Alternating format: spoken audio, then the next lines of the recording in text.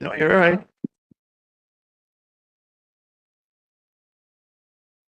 All right. Run. You ready?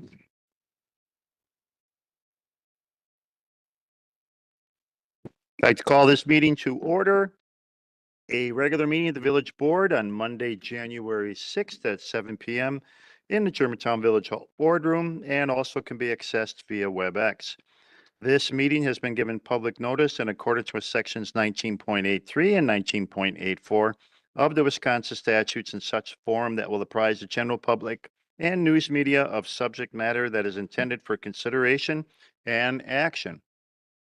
Roll call shows all village board members present, except for trustee Pieper, who is excused, and trustee Baum, who is I'm here also excused. I'm here Oh, via you're here? WebEx. Via WebEx. I'm sorry, I apologize to everybody, but we moved offices today that I am in charge of, and this Oh. is a huge feat. Okay, well, we had talked earlier and you said that you probably wouldn't make it, but okay, so I'm here trustee Pieper, via WebEx. all right, joining us via WebEx. At this time, I'll ask us all to stand for the Pledge of Allegiance. I pledge allegiance to the flag of America, the republic for which it stands, one nation, indivisible, with liberty and justice for all. Thank you. Next item is President's Report. Just one thing to report tonight, just a reminder that on January 22nd, there will be a visiting session here at the Village Hall Boardroom in regards to possibilities of a village center. So if you'd like to come and speak about that or have input into it, please join us on January 22nd at 6:30 p.m. here at the Village Hall Boardroom. That's all I have to report, so we can go to announcements of forthcoming events of public interest, committee and department reports, starting with committee chairs with trustee Kaminsky. Public Works will meet in this room this Wednesday at 5:30 p.m. Okay, thank you. Trustee Rick Miller. General Government and Finance will meet in this room on January 20th at 5:30. All right, thank you. And trustee Hudson. Thank you. There's a public safety meeting scheduled for Monday, February 3rd at 6 p.m. in this room. Okay, thank you. Does anyone else have anything else they'd like to bring forward in regards to announcements of forthcoming events of public interest, committee or department reports? Trustee Chan Miller. Thank you. I just wanted to give the board a heads up that the Mid-Moraine Legislative Committee will be having a meeting this Wednesday, January 8th at 7 p.m. We hold our meetings at the Jackson Village Hall. And the topic is Act 73 and how it has affected our member communities. And the speaker is Aaron Dorn, who's the agent for the Wisconsin DOR. And then later this month, the Mid-Moraine Municipal Association will have a dinner meeting on January 22nd. If any of you are interested in attending, our speaker will be Dan Anhalt from Kennis Enterprises, and the topic will be issues that affect municipal funding for projects and services and how to communicate these challenges to the public. And that's at 6 o'clock. And that will be held in West Bend. So you can contact me for further information, and you all the board members received notification from our clerk, Donna Ott. Thank you. Thank you. Does anyone else have anything else for announcements of forthcoming events of public interest, committee or department reports? Seeing there is nothing else, we can then go to citizen input. If there's anyone within our audience that would like to come forward for citizen input, you're welcome to do so at this time. Just please fill out a yellow slip with your name and your address so that the clerk can get it correctly for the record. If there's anyone joining us via WebEx who would like to participate in citizen input, please make your intentions known so that you can be recognized at that time. Yeah. I'm Lynn Schauer on 10121 Pawnee Court in Germantown. I'm again going to talk on our budget. I've made some calls to Waukesha, Menominee Falls, Brookfield. Waukesha's taxes went down 3%. You know why? Because their board budgeted and sought to save money and cut their expenses. Brookfield's taxes went down for the same reason. I didn't get a call back from Menominee Falls, but our board, I feel, is not physical responsible for our money. And we're going to be led to a tax poverty is what's happening. When my taxes go up $550 a year and my water bill goes up, this is ridiculous. And there's reasons for this because I think our board is not conservative enough. Their job is not to be spending money or buying properties or being developers, okay? That's not your job. And now you're getting an extra this year with the tax increase on the properties, you're going to receive an extra probably $4 million from 17,633,000 to about $22 million. And you're not even paying off. We're going up to $95 million in debt. What's wrong with this board? Why don't you stop spending for foolishness and start learning how to budget our money? And if this doesn't stop, I'm going to go higher up and I'm going to see what can be done to stop this nonsense because I was going to, I had a handyman come to my house that lives in Menominee Falls. And we were talking about the Department of Works building. He said, you know what? We got a lawyer that doesn't live in Menominee Falls, but he has this building, his office there. And he went to work on the Department of, what is it? The Waste Department, Waste Management. And he saved he said, we wound up saving money because we had a good lawyer that knew how to negotiate with people. And what I'm seeing here, even with the police cars, why isn't there negotiating done with the factory on these cars? Why do you go to a dealer? There's ways you can save money, but nobody thinks about that stuff. And the Grosnick property, $1 million or more of our money was bought. I made calls to 3 realtors and they called it a dud property. It should have never been bought by our money, never. And it wasn't, it's still sitting there and there's no for sale sign on it. And the village is on its way to $95 million in debt. And they say that they're only going to pay back the way you're planning is $4 million a year. It'll take 23 years to pay that debt off. That's crazy. And this village is going to cause us a tax poverty. And I'm really getting very nervous. And we're spending way too much money on foolishness. And again, the police department. Why are you spending $15,000 to hire a police chief when Police Chief Snow already recommended somebody? If you had and the man did his job fabulous, and he out of respect, I think he has enough brains and talent to know who could fill his place. But no, we had to go spend $15,000, send out applications for what? And then the last thing on my mind is Quick Trip contracts. Quick Trip is moving to the corner for one reason. They want to make money. That's fine. But I can see a major problem with that corner. We're living in a lawsuit community. They want to sue for everything. There's a lot of problems there. I had people darting out from over there. You're going to have a lot of traffic. And if we have a contract with Quick Trip, it should take our village off of complete responsibility for anything that happens because they're there. They should be totally 100% responsible for any damage, lawsuits, anything. And if we're smart, we'll make sure that if we have a lawyer to do that, he'll do that. And that's what has to be done with all this stuff.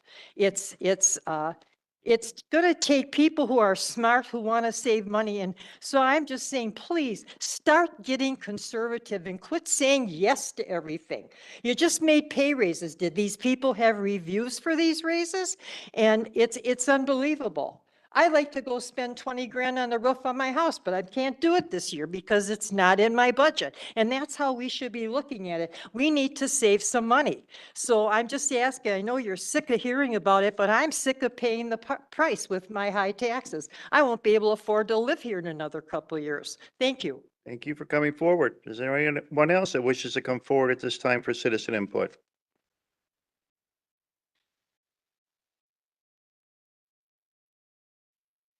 Hi there, Stephen Wazalowski. I live at West 169, North 104, 27 Pheasant Run in the Old Farm subdivision. And I wanted to start out by wishing our village board, our village staff and families, and our citizens a safe and healthy 2025. And without that, we've got nothing. So let's stay safe. Thank you, Steve. Yep, you're welcome. Now, here's the problem that I've discovered. I want to address the issue with the fourth quarter water bills. They're incorrect. Incorrect by a lot for some people. What a surprise. The bills came out last Thursday, and I was anxiously awaiting my fourth quarter bill because I used a lot of water in the fourth quarter. I always use a lot of water. I'm a gardener. But the weather was great through November. Flowers were still growing, watering a lot of stuff. I was watering the lawn in October.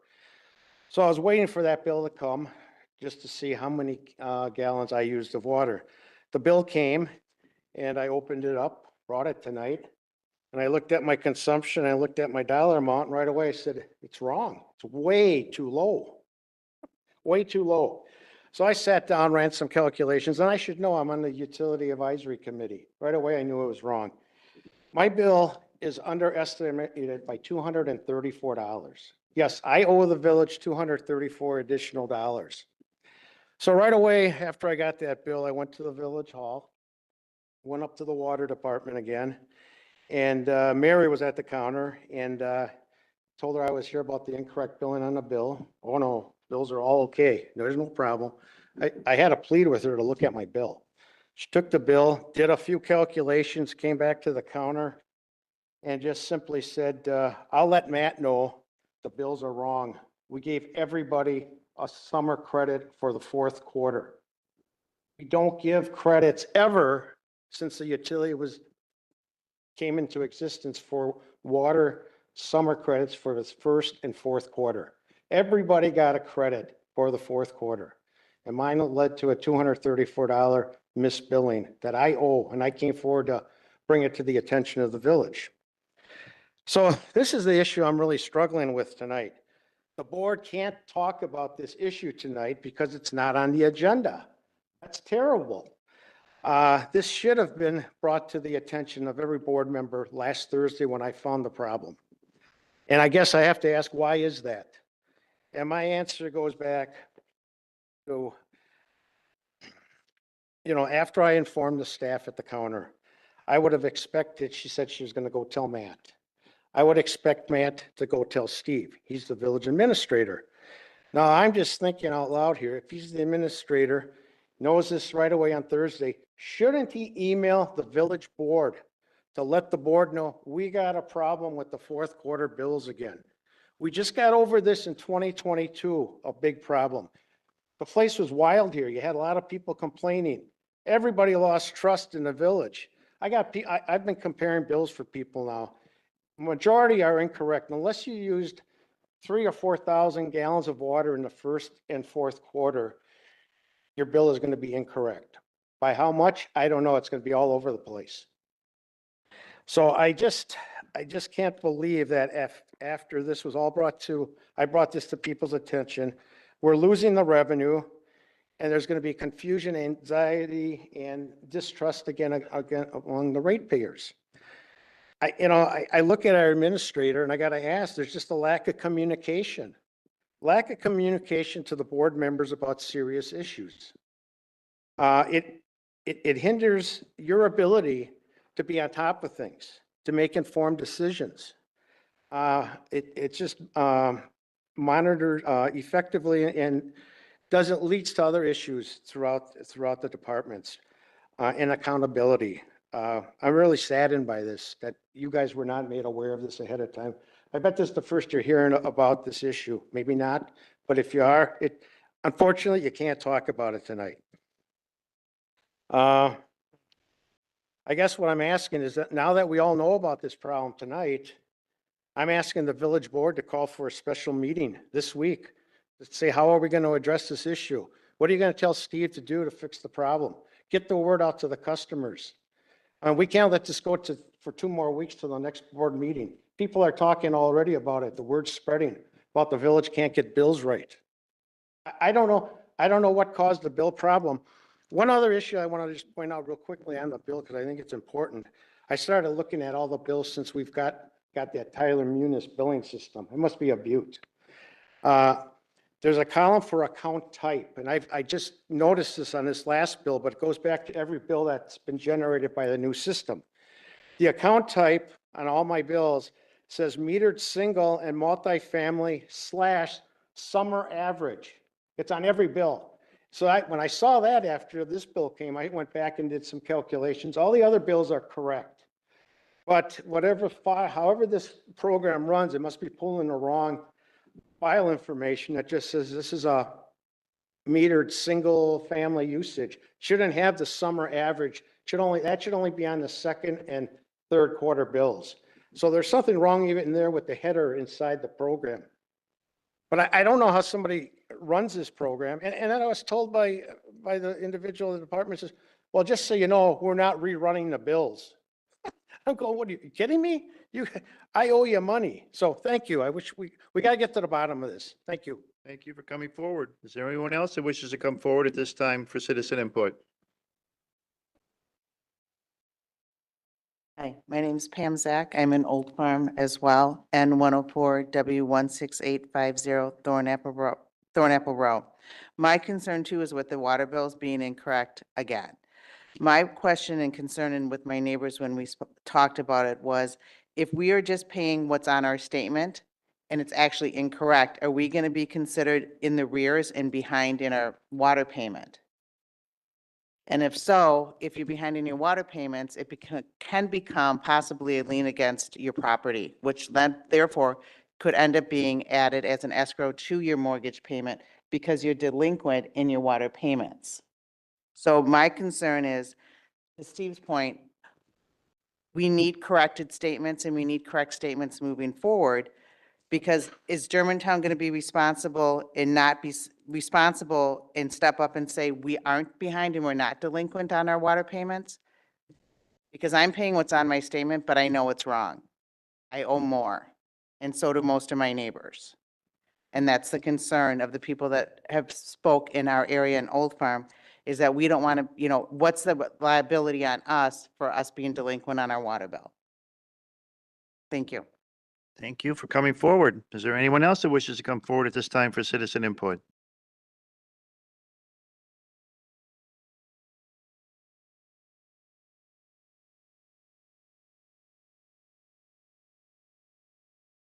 Sarah Larson, Butternut Road. First off, thank you, Trustee Hudson, for your service. You will be missed, and I'm sure this is your last meeting, and we wish you well. Based on the commentary on the water bill situation, I think that is symptomatic of leadership, and you see it across many areas of what's happening at the village, and not enough people are paying attention to all the different areas that are having failures like this that end up having a repercussion for the community. So now suddenly these folks are going to have a much higher bill next quarter when they would have already been budgeting. People can't operate their budgets based on faulty billing practices of the village. And I know when the finance committee was talking about like legal services, and you had said, oh, the problems of this village just don't rest on our current legal counsel. Well, then I think the fact that you're implying it rests on all of you. If all of you didn't know this prior to coming to this meeting, then, shit's rolling uphill, and you should be looking at the top of the hill to say, okay, we need something else happening here. I think in terms of the legal situation, when you take that vote tonight, I don't think Wesolowski should have their contract renewed with us unless they can provide evidence to the contrary that with the Grosnick transaction, that they didn't let it lapse for 6 months, it demonstrates to you that he was communicating with them and that Mr. Grosnick was incorrect. Also, in terms of Celebrate Germantown and setting up that nonprofit, did we receive money and did we disperse money under an entity? And is that why he's having to deal with the IRS now? Did Germantown do something inappropriate? I think providing more color and background to that situation would be beneficial. Also, in terms of Mr. Wiedemann, who was here, he's the one who lives across from Aurora. I'd be very curious to know whether our legal counsel had provided guidance to our director of planning as to how that resident was strung out for 6 months over their septic system. All things that probably are beneficial in making decisions. The last thing is, in terms of a Quick Trip being on the agenda tonight, fully support them. But given that in the last discussion, there was a lot of things about the traffic study and who's going to pay for signals, road striping, road changes, I hope we're going to see that all of that is being borne by Quick Trip. It is not our responsibility for them to move to a better location to be on the hook for the cost of those things. Thank you. Thank you for coming forward. Is there anyone else that wishes to come forward at this time for citizen input?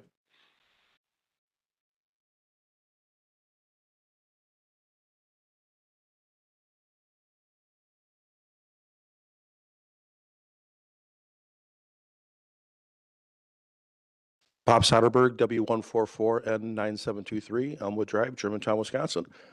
Happy New Year, everyone. I'm here to say thank you to Trustee Hudson. Phil, you and I first met many, many, many years ago when I was a school board president here in Germantown. We were selling some property on Dongers Bay, and you took issue to that. And I want to applaud you for that because you were very graceful in that and how you presented your opinions. I think that led you to your current role here as a trustee. I just want to say thank you. I wish you the very, very best. I'm sorry to see you go. And whatever you do, I'm sure you're going to be very successful. Again, thank you very much. Thank you for coming forward. Is there anyone else that wishes to come forward at this time for citizen input?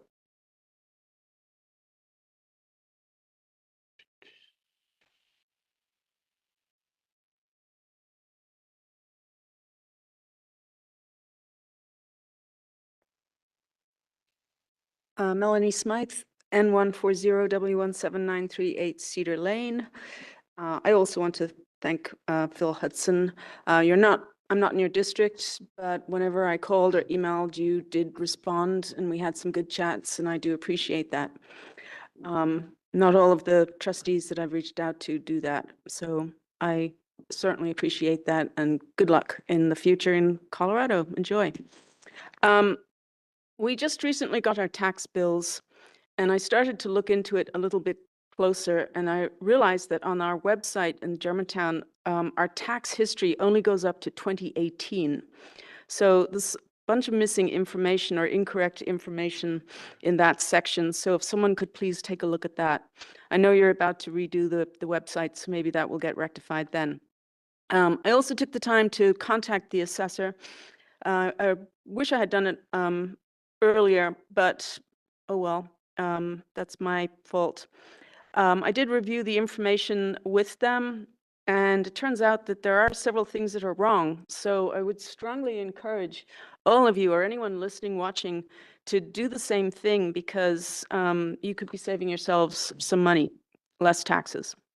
I'm also disappointed not to have heard about Chief Snow's party today. I know that he probably wouldn't have liked a big hoopla, but we certainly would have liked to have the opportunity to say goodbye to him. It occurred. Apparently, none of the trustees nor the president attended, and I think that's a shame. Those are my comments.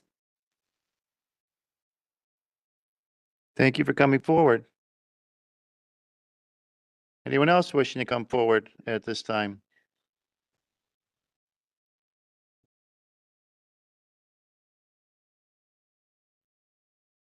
Tom Steinbach, West 204, North 10609 Hilltop Drive.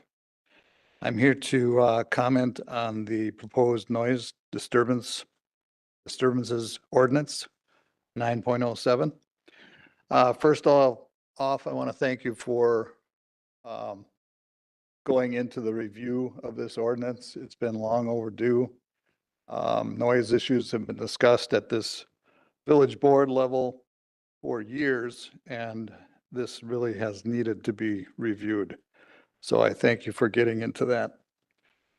I'll talk about some specifics and then a general comment at the end, but first of all, specifically, I'd like to thank the generators of the comments and corrections to include vibrations in this ordinance, because vibrations have been a problem and they will be a problem in the future, and they cause not only mental stress, they actually cause physical structural damage to properties. So I'm glad to see that has been added. Going forward though, throughout the ordinance language, there are verbiage included that is subjective, like words like unreasonably disturb, noise disturbance, disturbing and unnecessary, material interference or material interferes. Instead of having quantitative procedures in this ordinance, it's still full of things that will be subjective to the person responding to a complaint. And that oftentimes is our police department. So in section 1.4, determination of violation, again, there's another subjective word, proximity. Nothing specific, but proximity. Proximity of a person who might be sleeping. So who's going to make that determination? What is proximity? What is allowed and what isn't allowed? What's a violation? What's not a violation? Again, in there, number of people that might be affected by this disturbance. So are we going to gauge this based on the disturbance affecting 10 people? Or is it first going to be a violation if it's disturbing 100 people? You know, these types of things are subjective. And again, in this section, level of noise. Who's going to determine the level of noise is a problem or not?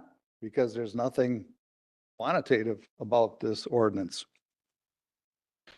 So then moving on, notice of application to all properties within 500 feet of the applicant property lines. I'm not sure how to feel about this, because if you look at a 500-foot circle around a property and you say, oh, those people are going to be notified, but nobody at 550 feet is going to be notified. Does that mean that the noise is never going to go further than 500 feet? Well, I can tell you personally, it reaches me at 1,400 feet. And it reaches a neighbor up the road even further away. So 500 feet to me is not enough. We need to inform a bigger circle of people when there's an applicant that's applying for a permit. Or are you telling me that you're going to clamp down on noise so it never goes 500 feet away? So this is a problem. This number is a problem. And then I have to say that I've commented on this before, but why isn't noise limitations part of the CUP? To me, logically, it makes sense. You've got all kinds of other different limitations and language in a CUP. Why shouldn't noise limitation be in a CUP? Okay. All right. So just to review, I think there's so much subjectivity yet in this ordinance that it's really not improving. Okay. We need ways for people to be responding to complaints so that they can say, yes, this is above what's allowed or it's below what's allowed. And the subjectivity to say, to put that on a police officer, with no tools, it doesn't work. It hasn't worked, and it won't work. So those are my comments, and I hope that we will not approve the proposed ordinance tonight because there's a lot of work that needs to be done. Thank you. Thank you for coming forward. Does anyone else wish to come forward at this time for citizen input?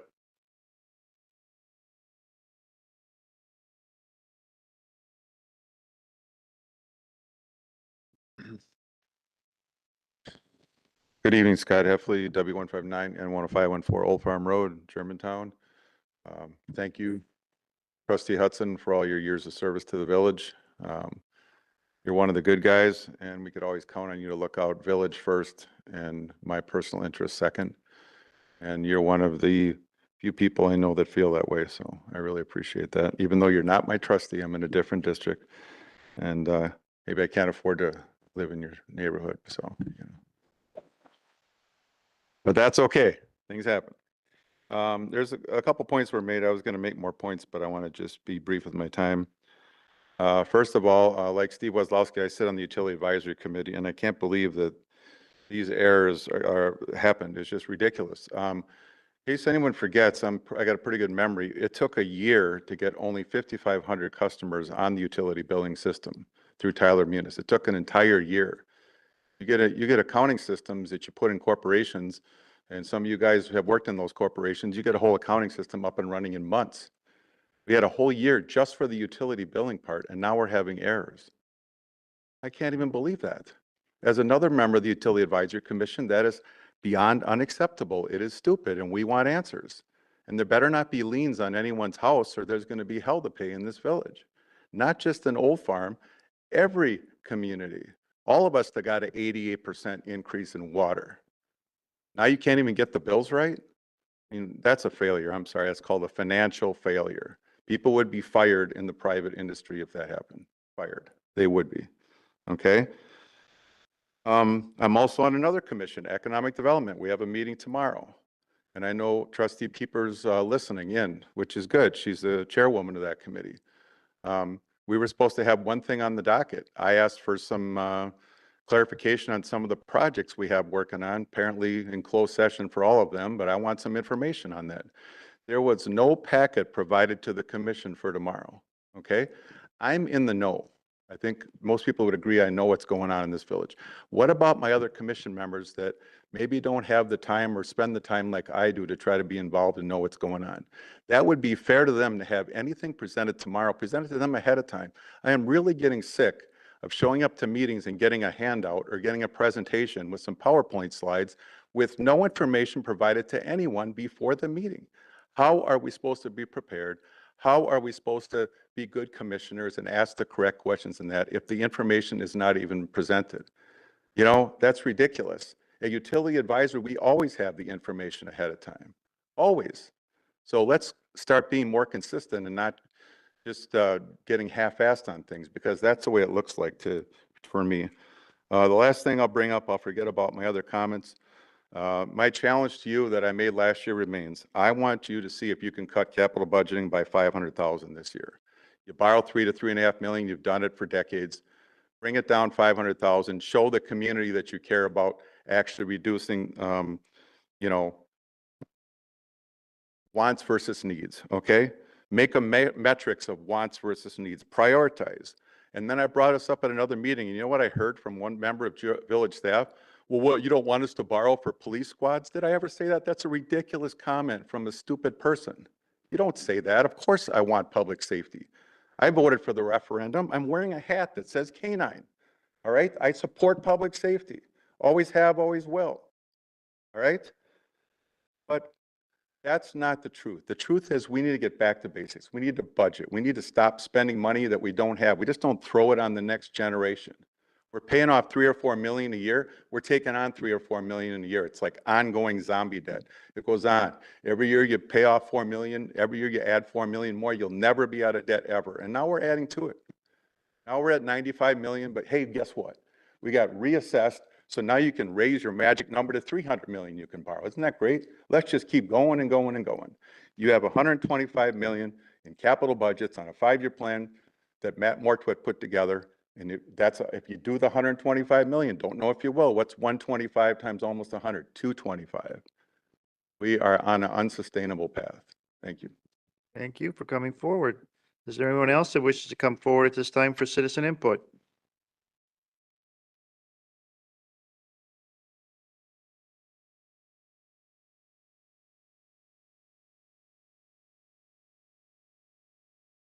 Hi, I'm Jason Jaguar. My address is W202 and 10462 Appleton Avenue. I'm commenting about the noise ordinance, the amendment for it. I read it quite a bit, and I think I understand a large part of it. And I had some questions in case didn't understand it. It's got a few concerns going forward. So I'd like to thank the board. I know there's a lot of effort going into getting this squared away and the attorneys and all that stuff. And I know it's quite a bit with everything else going on. So we applaud the effort.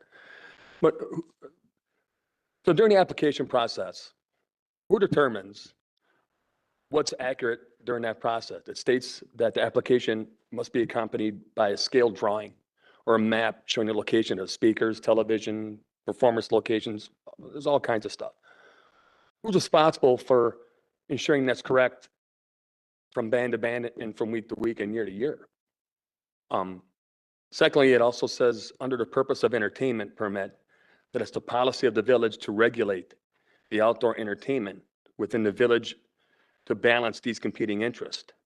So again, how is this regulated when an annual permit can be purchased without any specific number of bands or how many times a week the live concerts can be held outside during the course of that year? Also, under the type of loud and unnecessary noises, there's a huge gap between the residential and commercial ordinance for noise. We as residents are held to a far higher standard than a commercial business, and I understand part of why, but when it abuts to a residential neighborhood, I think there has to be some amendment to the ordinance to include that. It's the generality is what's hurting us in our neighborhood. There isn't any language that includes a decibel reading residentially. It states in a nutshell that residentially, if I'm making noise other than the approved construction or snow removal, and my neighbor can hear it, it's considered too loud. There's no need for any subjective issues in regards to the level of noise. I have to infer from the residential ordinance that it's listed like that so we can all have a peaceful dwelling, which we don't currently receive. I have to also infer that if the village board has seen this as an unfair ordinance for the residents, I would imagine it would have been changed. So it's in place, so we have a right to peaceful dwelling residentially, and that's being interrupted throughout the entire summer by a business who's abutted up against a residential neighborhood. I think there's a lot of positive changes that are in the ordinance, but there's still several issues that are still problematic going forward. I think this includes a level of noise that is currently unenforceable. I'd like to see some advancement on that to remove any interpretation by the police. When they come out and they can't enforce it, how many times are they expected to come out to enforce something they cannot? If that was in place some kind of way, this would remove the constant back and forth of the police. I'd also like to say for Trustee Hudson that you've always been a stand-up guy. You've been accessible and responsive. I think you've served with integrity and honesty, and you've been fair and impartial, which I believe is paramount for the position that's held up here. I think everybody should implement that. I also believe if whoever they find that can fill your shoes, that at very least has that decorum to be able to perform the job correctly and just to be fair and impartial. I think you did a great job with that. And Jan Miller as well. And for us and my family, we are going to miss you. I think you did a quality job, and I know you're looking forward to the new start, and we're happy for you, but we are going to miss you. So I appreciate everything, and I sincerely mean that. Thank you for your time. Thank you for coming forward. Is there anyone else who wishes to come forward at this time for citizen input?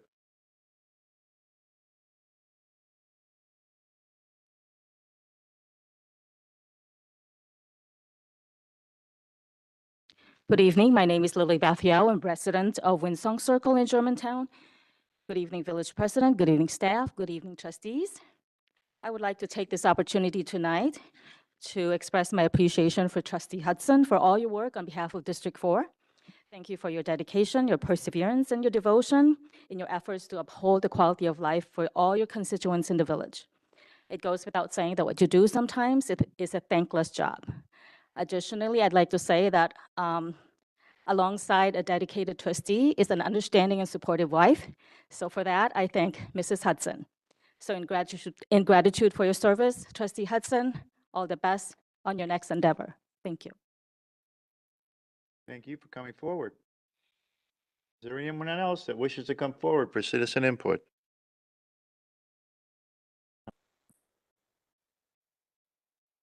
Okay, if that takes care of citizen input, we can go on to the next item, which is consent agenda.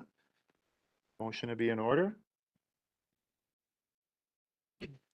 Move approval of consent agenda item A. Second.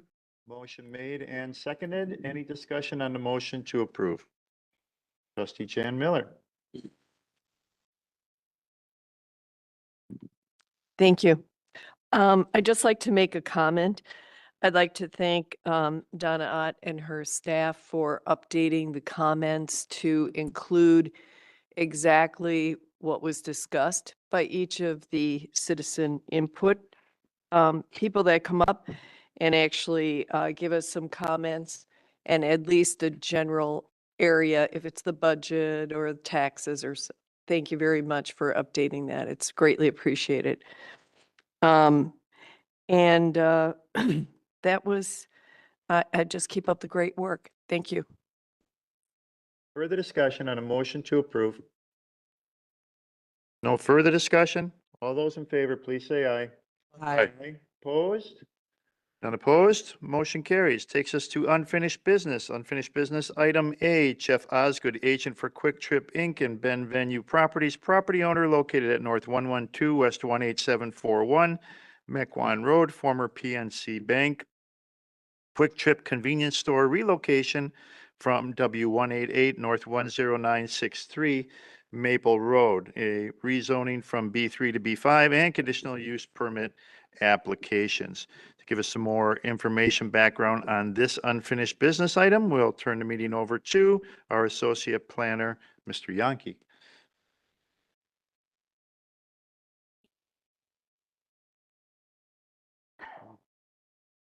Got it.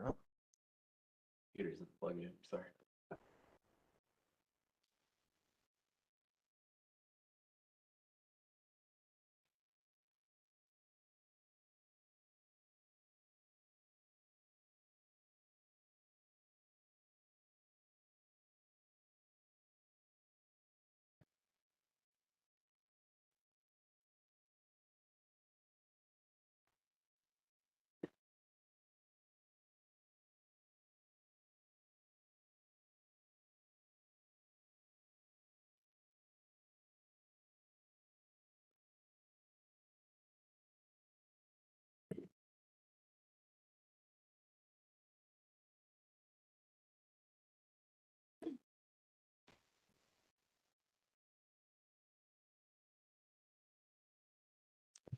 All right, thank you, Mr. President. As you mentioned, this is a rezoning conditional use permit applications for Quick Trip. The case was postponed or continued on December 16th by the village board for reasons we'll get into a little later on. Property is located at 18741 Mequon Road.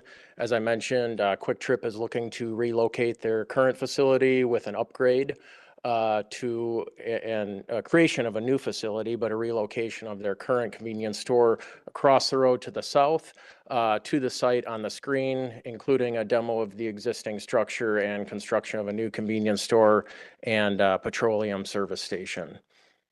This case involves rezoning from B3 to B5, which is in line with the Land and Mequon Road corridor per the 2050 plan. And the B5 Highway Business District intent is listed on the screen here. And that would require a CUP for the self-service car wash And the other conditional use permit, as discussed on December 16th, is the relocation of a prohibited or pre-existing use per the groundwater protection overlay standards, which would be applicable to the motor vehicle filling station for the gasoline operation. As I mentioned, this is the new site, 4.37 acres with the new convenience store, 12,000 square feet, which includes a 2-bay attached car wash with new diesel and gasoline fueling stations. And as you can see on the site, you can see the parking and the landscaping also included in the 400 pages in the packet, showing the site improvements in detail. Here's the building rendering, including the Germanic theme that's been discussed at Plan Commission and Village Board last meeting, and the diesel and gasoline fuel canopies. To note, the recommendation from Plan Commission was to get rid of the asphalt shingles on these structures. So just to cut to the chase here, the Plan Commission recommendation was to approve the rezoning application as proposed and to approve the 2 CUP applications. And then the largest factor was concerns with traffic circulation pertaining to the site, especially after it becomes operational, as discussed on December 16th. Direction from Village Board that night was for staff to work with the applicant and bring back something to the board that would address it in some form of agreement or a solution. So if we move forward, and what was in the item summary, the update was that staff had met with Quick Trip representatives, their traffic consultant, our village engineer, public works director, and trustee Bob Warren was kind enough to join us to discuss some of the traffic circulation potential issues at the intersections. And the condition on the screen here is what we are proposing under the CUP applications for your consideration tonight. And I'll actually read it prior to just finishing off here. So applicant, owner, operator shall enter into an agreement with the village in the form of a MOU that stipulates future financial contributions and proportionate costs the applicant, owner, operator would be required to make towards road alterations or improvements necessitated by traffic impacts associated with the site. The MOU shall address potential road alterations or improvements at the Maple Road site entrance across from Kleiman Drive and the intersection of Maple Road and Mequon Road. The MOU shall be reviewed and approved by the village engineer and village attorney prior to issuance of a building permit and commencement of construction activities for the new Quick Trip facility. So that is the language that staff and working with the applicant has put together for your consideration tonight. That's actually all I had in terms of a brief overview and update since December 16th. And lastly, I want to call out the village engineer and the applicant's traffic consultant is here if we want to get straight into any traffic discussion or the condition as proposed pertaining to the MOU. And that's all I have for the update. All right. Thank you. Board?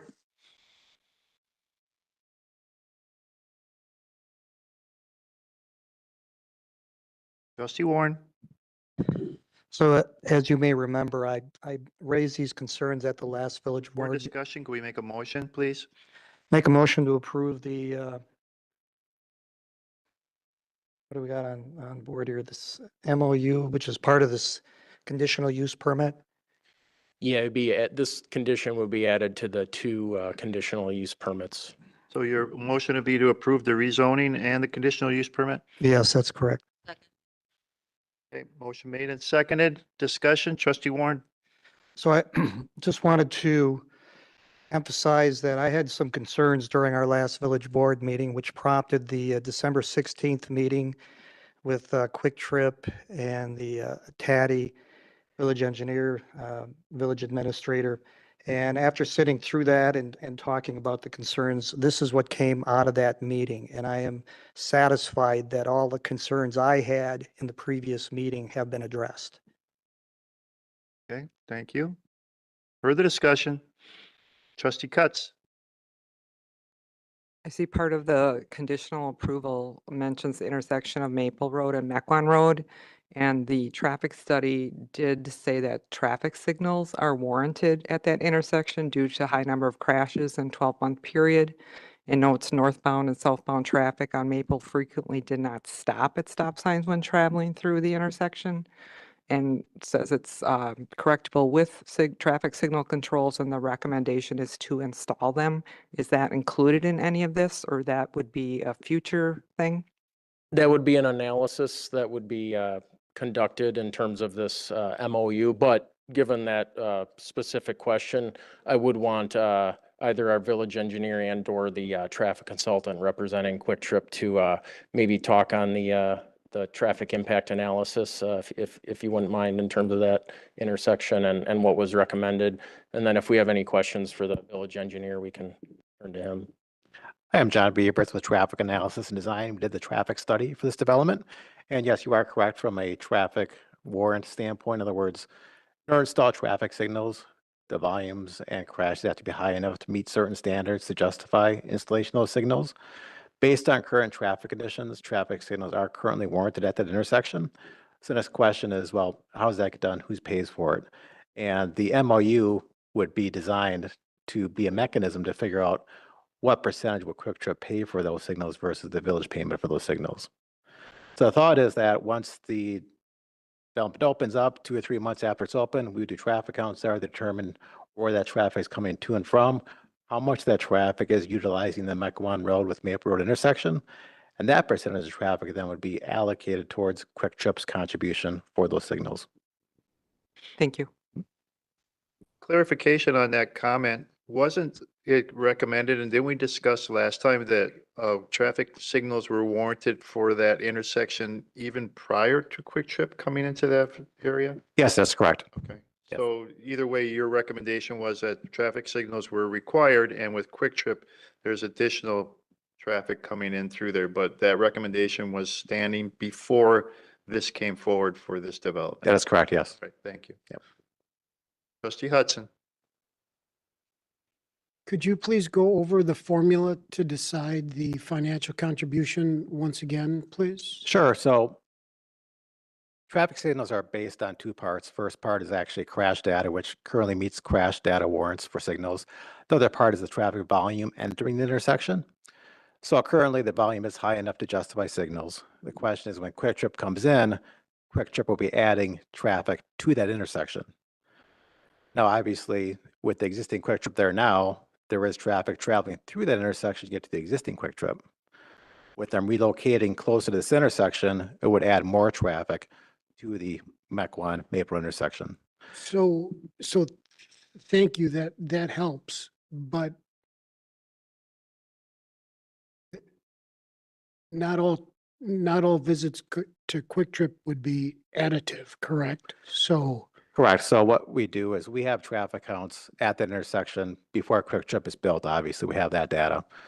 So after the Quick Trip opens 2 or 3 months after it's open, we do traffic counts at their driveways to determine where their Quick Trip traffic is coming to and from and how much traffic is actually traveling through that intersection. But Then that it's a simple- doesn't address the guy that's driving through and decides to stop and get bananas on his way home, though. That's pre-existing traffic.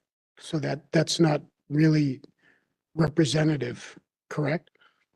If they're stopping at Quick Trip, that's a Quick Trip traffic, But they're even though driving- they're already, or they're on the way to someplace else, correct? But they wouldn't be reflected in the formula that you're talking about then. They would be. So How so?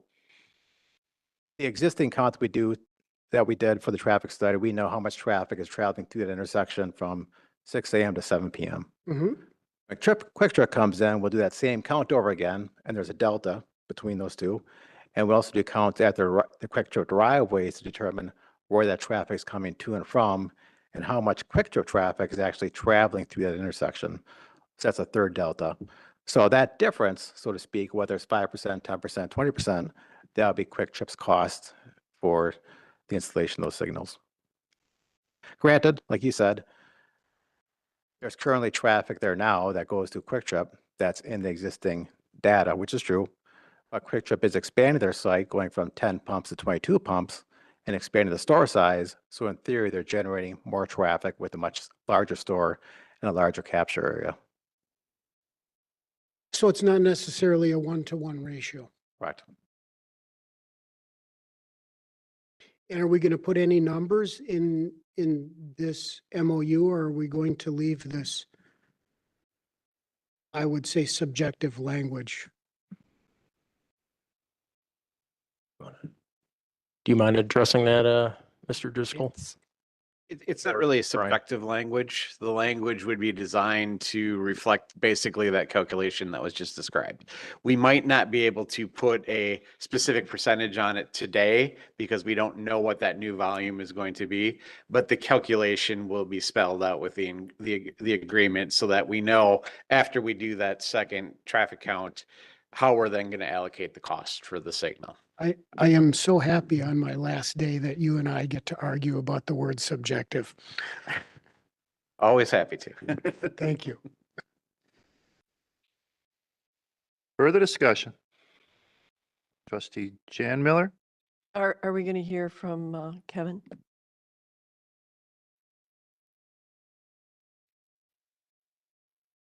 Good evening. Kevin Driscoll, Village Engineer. The memo that staff received from TADI indicated there was an estimate of $500,000 for intersection improvements.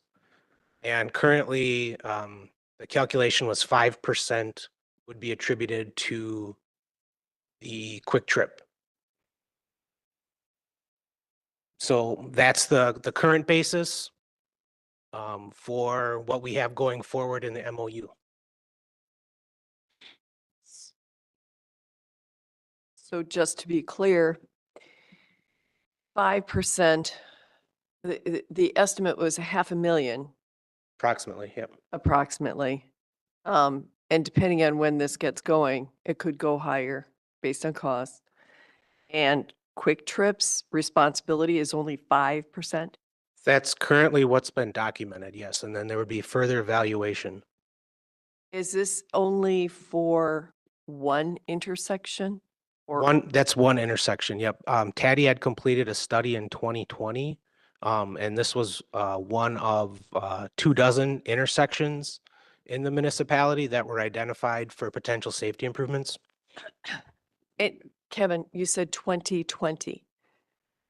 It's 2025. Right, so on Wednesday, we're planning to bring this item forward for consideration to update that traffic safety analysis.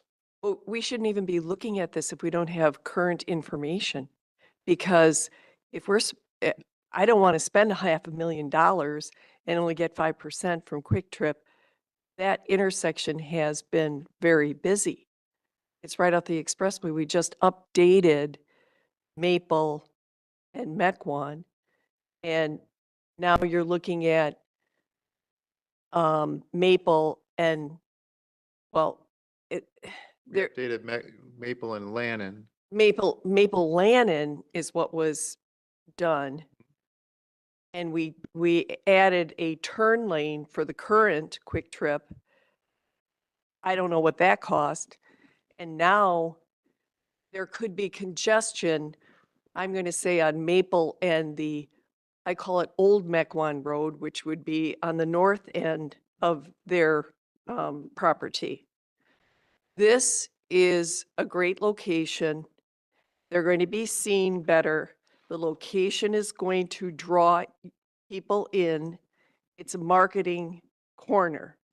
It's the greatest corner that we probably have.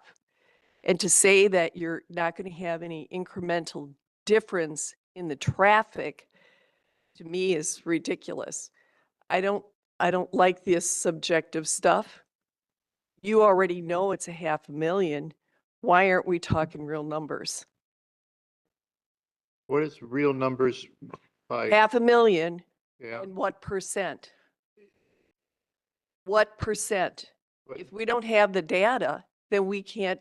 So what you're asking for clarification of your argument, is you're asking for Quick Trip to cover the $500,000 for an intersection that was determined to require a signal back in 2020.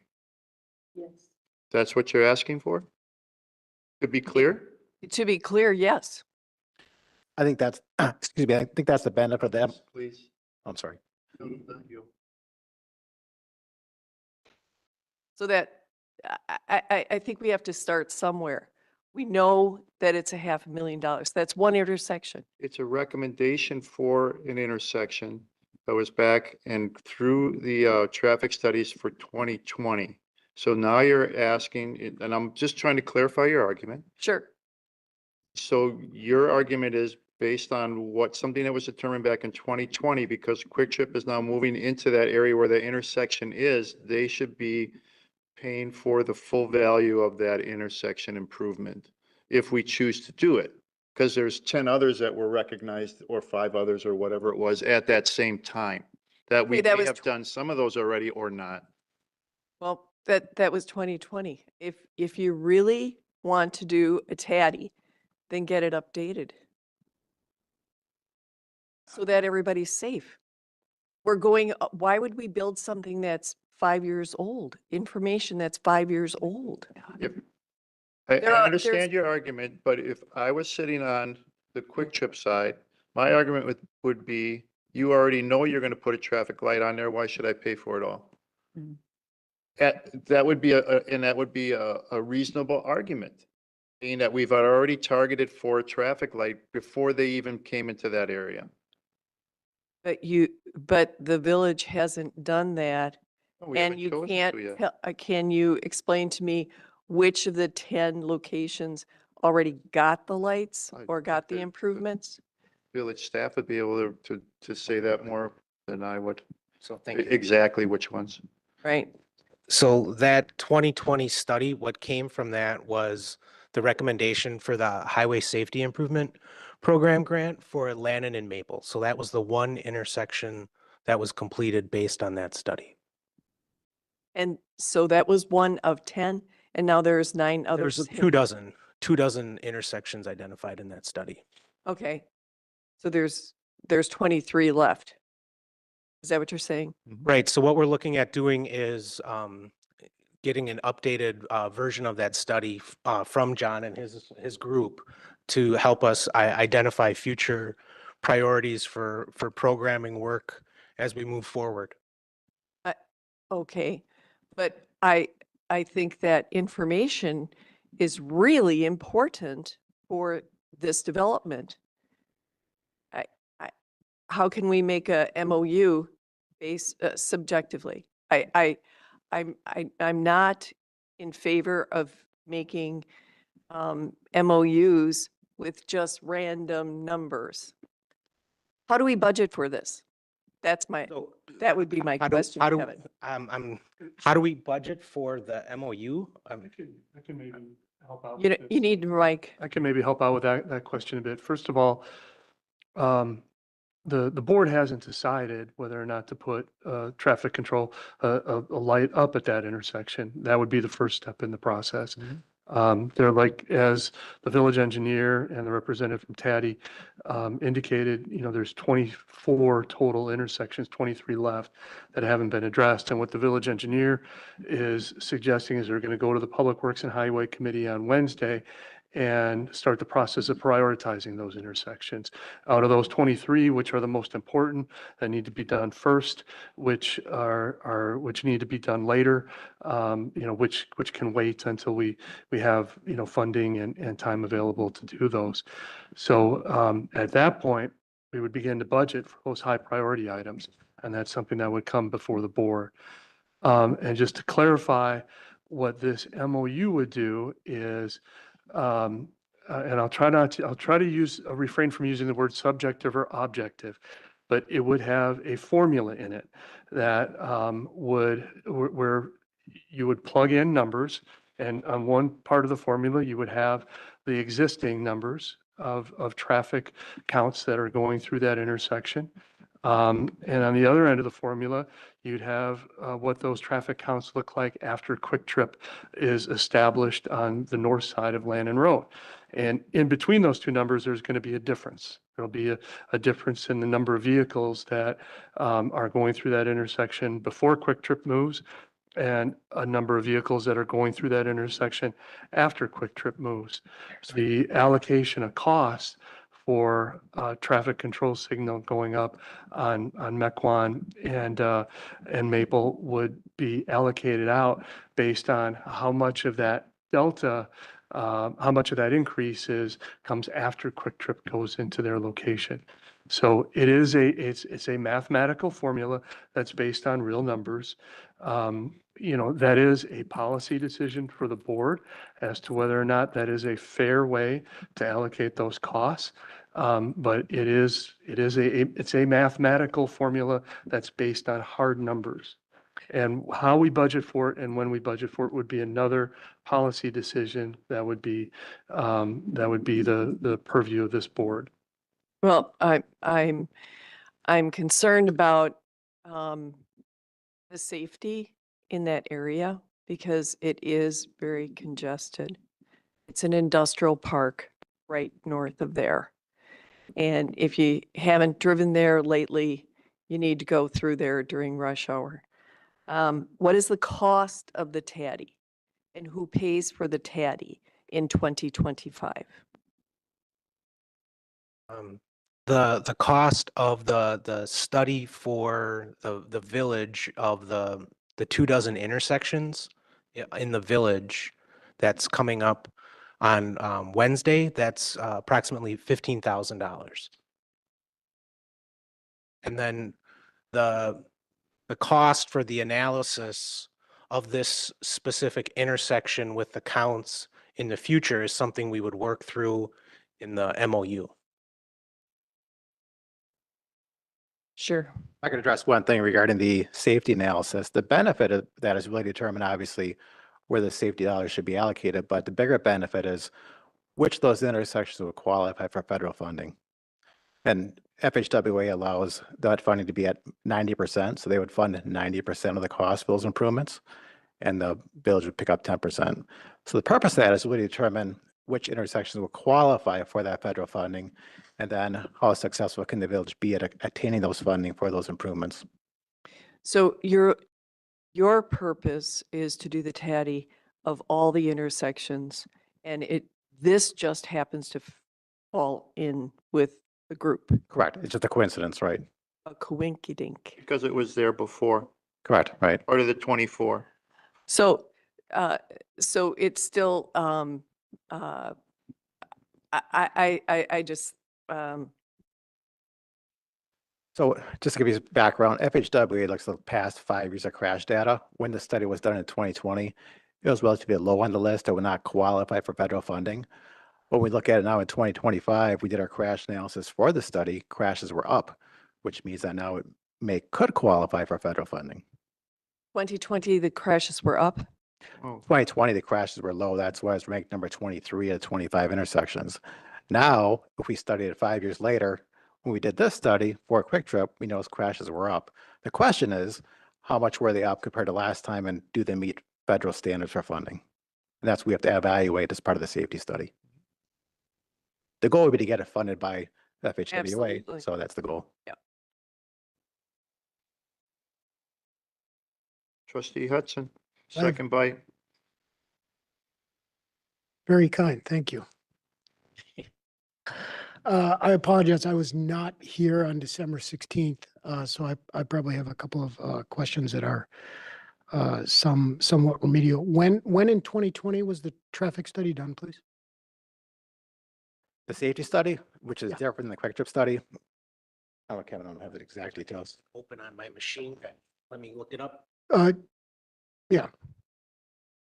I'm kind of skeptical of some 2020 data due to other factors that were going on Yeah, during that year. correct. The crash data would have been 5 years prior to that. So it would include up to 2019, but not 2020, correct?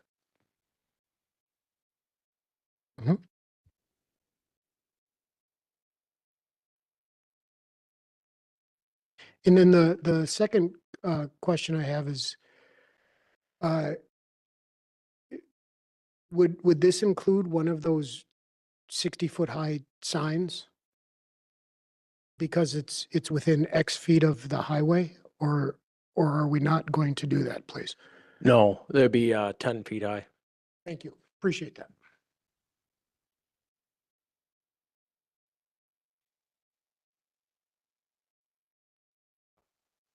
I don't have the exact date right now, but I could look it up and get back to you. Yeah, so I think if I'm remembering correctly, the pandemic started March 13th of 2020. So I am highly skeptical of, So the draft or the final draft was in 2019, so the final issuance of the report was in early 2020. thank you. Yep, you're welcome. So the data that was collected was previous and based on crash data 5 years prior. Correct. So prior to COVID, correct.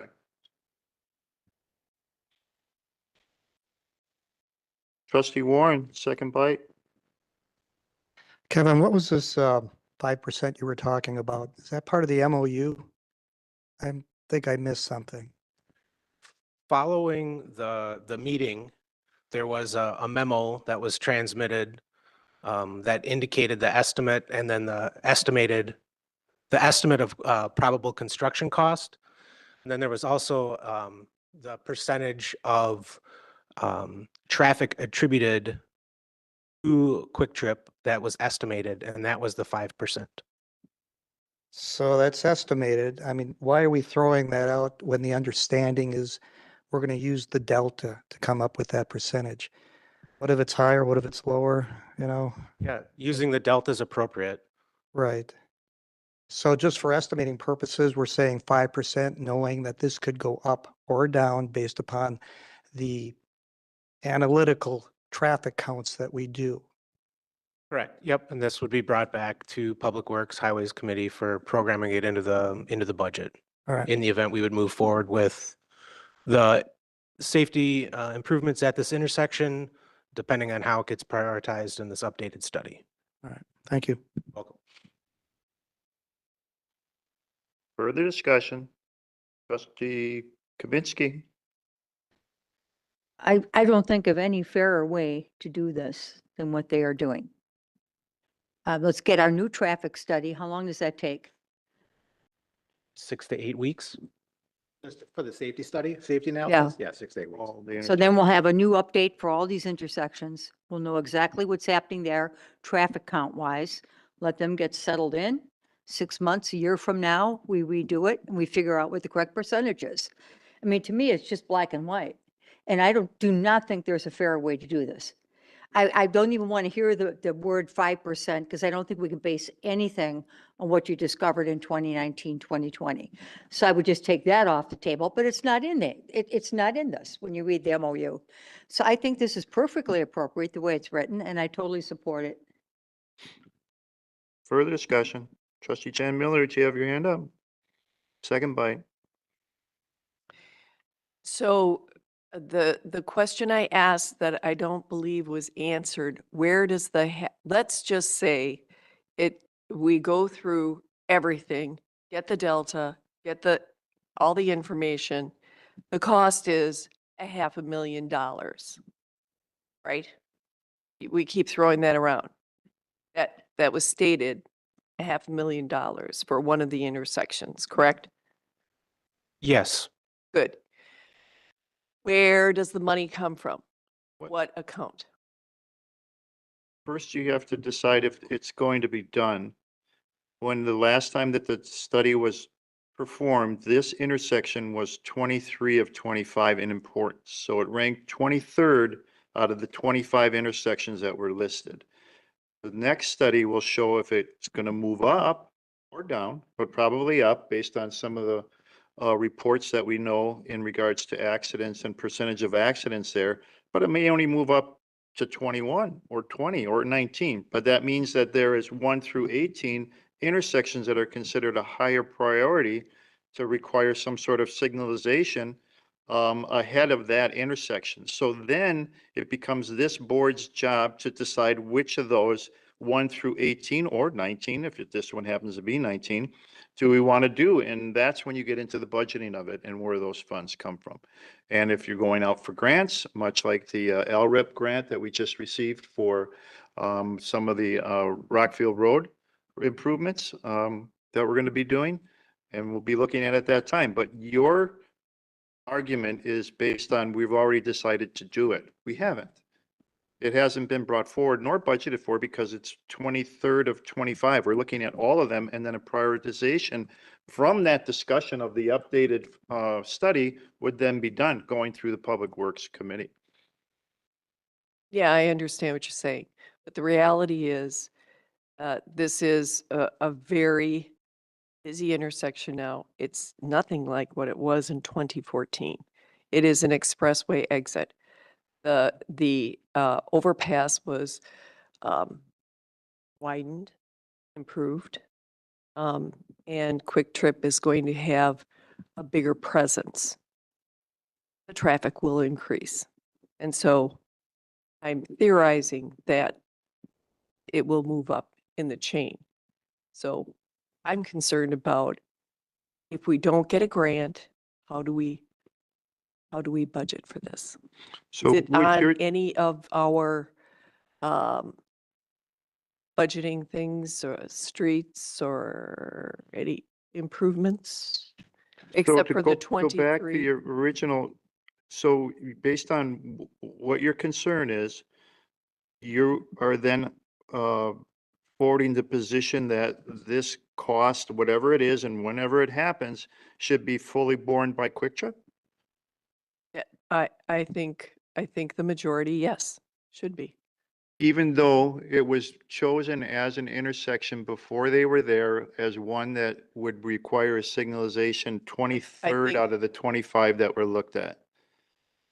It's old information, Dean. I think we need to do this traffic study. I'm all for that. But I am concerned that it's going to move up dramatically in the necessity to do something. So I want the ask there, at least for Quick Trip to pay for the lion's share. Absolutely. Just response based on that comment is, in most cases, traffic studies and the changes from are always from a line of basis. So this first one done in 20, or when the report was done in 2019, but when we received the report in 2020, that would be considered the line of basis of where everything else would be judged from. So we can't just remove it and throw it aside. It still needs to be used in regards to all the other intersections that it applies to, and along with this one too, which had a very low ranking. Let's keep that in mind, that it was 23rd out of 25. Now, the Landon Road, Maple Road, it must have had a higher ranking, and it was chosen to put in that right turn lane and some improvements on the left turn lane side.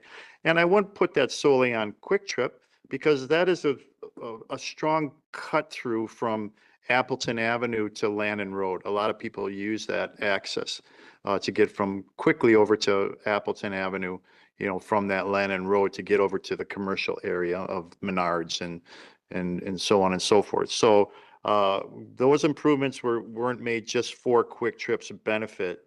They were made for traffic that was, goes through that area. But I just want to try to clarify your position, so that's why I'm asking you the questions. Yes, I think I was pretty clear. Yes. Further discussion? No further discussion? Roll call vote, please. Mhm.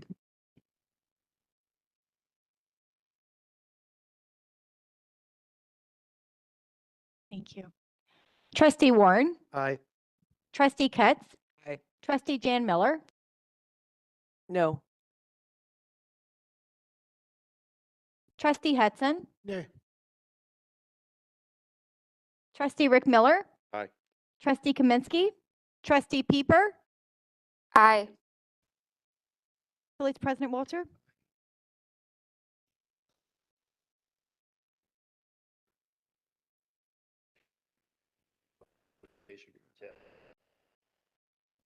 Next item under new business is item A, an ordinance amending section 9.07 of the Germantown Municipal Code related to noise disturbances within the village. and creating section 12.03 of the Germantown Municipal Code related to permitting outdoor entertainment within the village. Who's got this one? That would be All right, to give us more information, background on this new business item, we'll turn the meeting over to our village attorney, Brian Sadek. Sure. So very quickly, I guess, try to keep this as short as possible. Famous last words for an attorney, however. But basically, the Public Safety Committee earlier this year in the summer directed that we review the code to address some issues that had been identified, both in the sense of we've got a couple instances of neighbors having concerns about operations that are nearby their residences. And then we also had some issues that had been identified based on just some inconsistencies between our licensing code on the alcohol side versus the noise ordinance that was there. And as a result, we attempted to revise the noise ordinance in a manner to try to address both of those concerns. The proposal before you has been to the Public Safety Committee and vetted by them. And the bottom line, I guess, on it, just to kind of address a couple of the comments that were made this evening. One is that there isn't any sort of objective standard. There's no decibel limit that's identified within the code. That's correct. We've talked with the committee, and we can talk again this evening about the fact that, about 8-9 years ago now, I think it was, the state of Wisconsin Supreme Court adopted what is the prevailing federal rule as it related to rules of evidence as it pertains to expert testimony or testimony that's provided that has some level of scientific basis behind it. That would include things like a decibel meter, being able to explain the science behind the decibel meter, explain how it works, explain how you properly calibrate it and measure it, those types of concerns. With those changes, it really means that our officers that would be looking to enforce a specific decibel type limit would have to undergo some fairly rigorous and regular training to be sure that they were able to then ultimately testify if we were going to have a violation that was based on some decibel reading that was taking place. We heard at the committee Chief Snow at the time indicating that his officers already go through a ton of training. They weren't really all that excited about adding more to it. And we're talking about probably a couple members of each shift being trained because if you don't have somebody that's on shift on that particular night that a noise complaint comes in, how do you then enforce that without having somebody who's otherwise trained to do that? And so that was really the driving force behind the lack of doing that. We also talked a little bit about the fact that most of the communities within the state don't have a strict decibel limit that's identified. Those that do, a lot of them have told me that they would never issue a citation based on that decibel limit. Largely, some of the same concerns being the primary basis as to why. In addition, even with a set decibel limit, there's concerns. The Wauwatosa City Attorney, for example, talked about their code that has a decibel limit in it, and one of the things that they ran into when they were trying to enforce was the idea that even at a set decibel limit, if you are not comparing that compared to the kind of environmental noise around it or the existing noise around it, that just a decibel limit in and of itself may have problems with enforcement as well. Another comment related to, well, why aren't noise issues identified in conditional use permits? The answer to that is that they are. Where a use is identified that requires a conditional use that is there, we would, in the right circumstances, put provisions in that conditional use permit as it relates to noise, be it hours of operation, locations of dumpsters, those types of things. We put those types of things within conditional use permits where we identify that there are likely going to be concerns at the outset. And so we do, where a conditional use permit is required, consider that.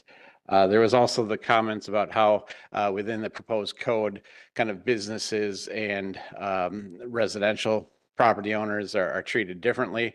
They are, although I think that they probably misread the code a little bit.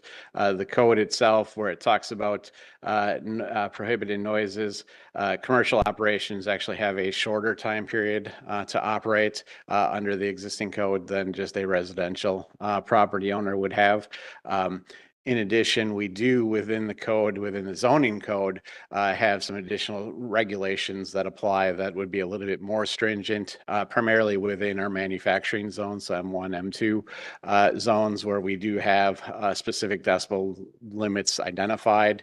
And there, Jeff has the ability to kind of recertify his training if we were looking to enforce that, because that's more of a zoning issue than a police issue that's there.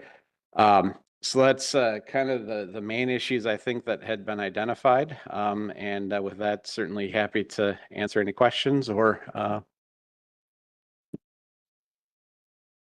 Trustee Rick Miller. I'll move approval of the proposed ordinance as amended. Second. Motion made and seconded. I do have some questions. Discussion. Trustee Rick Miller. So first off, any special events, they need a permit for that. And I'm assuming that in that application, there's going to be time constraints with for special music and that. And I'm talking about things like MyFest, Oktoberfest. We typically run later than 10 p.m.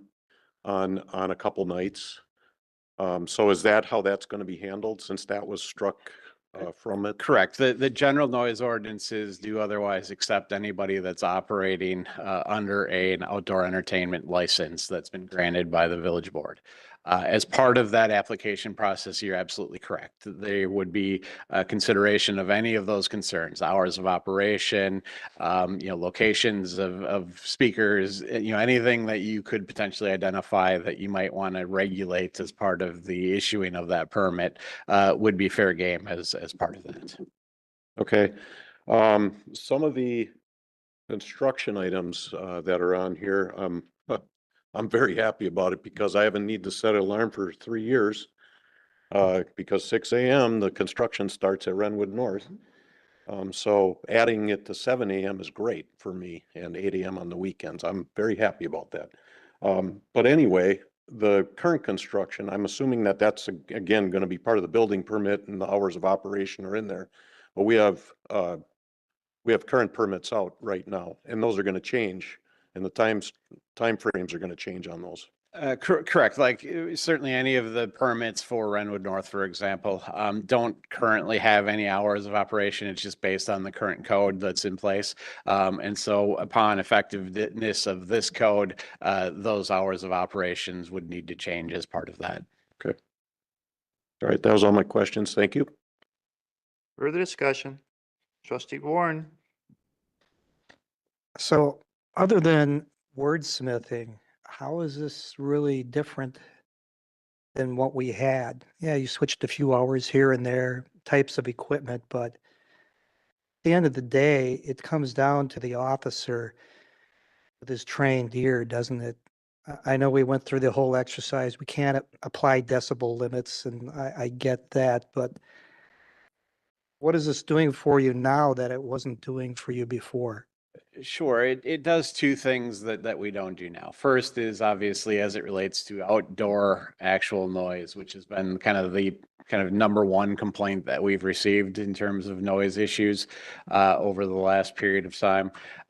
There we actually do have a permit that is required. The permit, I think, will make enforcement a lot easier because they'll have, very specific terms and conditions within those permits in most cases. And if you're violating those provisions, it's very easy. It's not subjective. It's, hey, you've got noise that's, after 10 o'clock, or hey, you've got noise that, we can hear a certain distance away, or hey, you've got the speaker pointed in the wrong direction, or whatever the case may be, depending on the requirement. It's a lot easier from an officer's perspective to just say, you are operating in violation of your permit, here's your citation, as opposed to going in and saying, hey, your noise is a disturbance such that we're going to issue that. Well, I don't want to say that it is a purely objective standard. It is much more objective than what it currently is, where it really is up to the officer. Then outside of the permit issues, the other thing that the code does is that it helps specify and provide a little bit more detail to an officer in terms of how he's supposed to make that calculation when he's out there on the scene, trying to make a determination, hey, is this reasonable or isn't it? By doing that, it allows both the officer to, kind of go through that list and concerns of, hey, here are the standards that I'm going to look at and consider as I'm weighing whether or not this is truly something that we're going to enforce, or if we're just going to just kind of say, hey, turn it down and leave it at that. But the other thing that it does is that it gives the court something then to, when they're looking to determine, hey, does the officer's testimony comply with the code, it gives the court something to look at, that this body has said, hey, here are the standards that we're kind of identifying that should be considered when you're looking at it. Not just a, hey, some person thinks that it's unreasonable, but that they think it's unreasonable because of these factors that we've considered. And that generally will help enforcement. So we have as part of the permit, we're getting a detailed map, which gets into the detail of showing direction of speakers, and there's something that an officer could look at and say, your speakers are facing the wrong way, which is more than we had before. Correct. And then has the police department reviewed what they're expected to do and bought into this? Yeah, as I indicated at the last meeting, Chief Snow indicated that he was happy with the provisions as drafted, so. All right, thank you. Further discussion? Trustee Cutts? Can you please explain, there is a difference because this would be a separate permit and it's not tied to their liquor license for outdoor events? Correct. So one of the issues that we have with liquor licenses is that there's some case law that tells us that liquor licenses are actually a property right that you have. And so because of that, what the cases have told us is that if you are going to revoke that license in any way, or to limit that license in some way, i.e. take away something that they might have had the right to do otherwise, that you got to have a full, what's called a due process afforded to them. And so that comes down to that hearing that we've done on a couple instances, or have threatened to do in a couple instances, where they have to come in before this board. There's testimony that we swear people under oath. There's testimony. There's back and forth, and at the end of the day, you have to kind of meet a high burden before you can take away that property right. Where you're dealing with something that's just a simple permit, that property right goes away. And so it makes it a lot easier to just say, you know what, you're not going to be able to do outdoor entertainment. It's something that was, by permission, and we remove that permission, but there's no property right that's associated with it. So it makes enforcement simpler. Further discussion? Trustee Chan Miller? Okay, so I understand why you took the liquor away from this actual permit for outdoor entertainment. I still don't see how having a diagram, so the police officer gets a complaint, he goes to the resident, let's call it a resident, not commercial, this is a resident, and the resident said, hey, those speakers are shaking my house. And then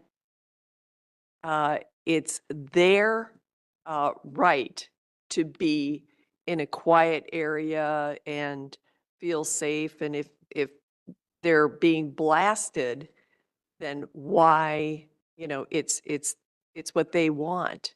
It's over the top, okay? So does the police officer have to pull out this permit and then run over to the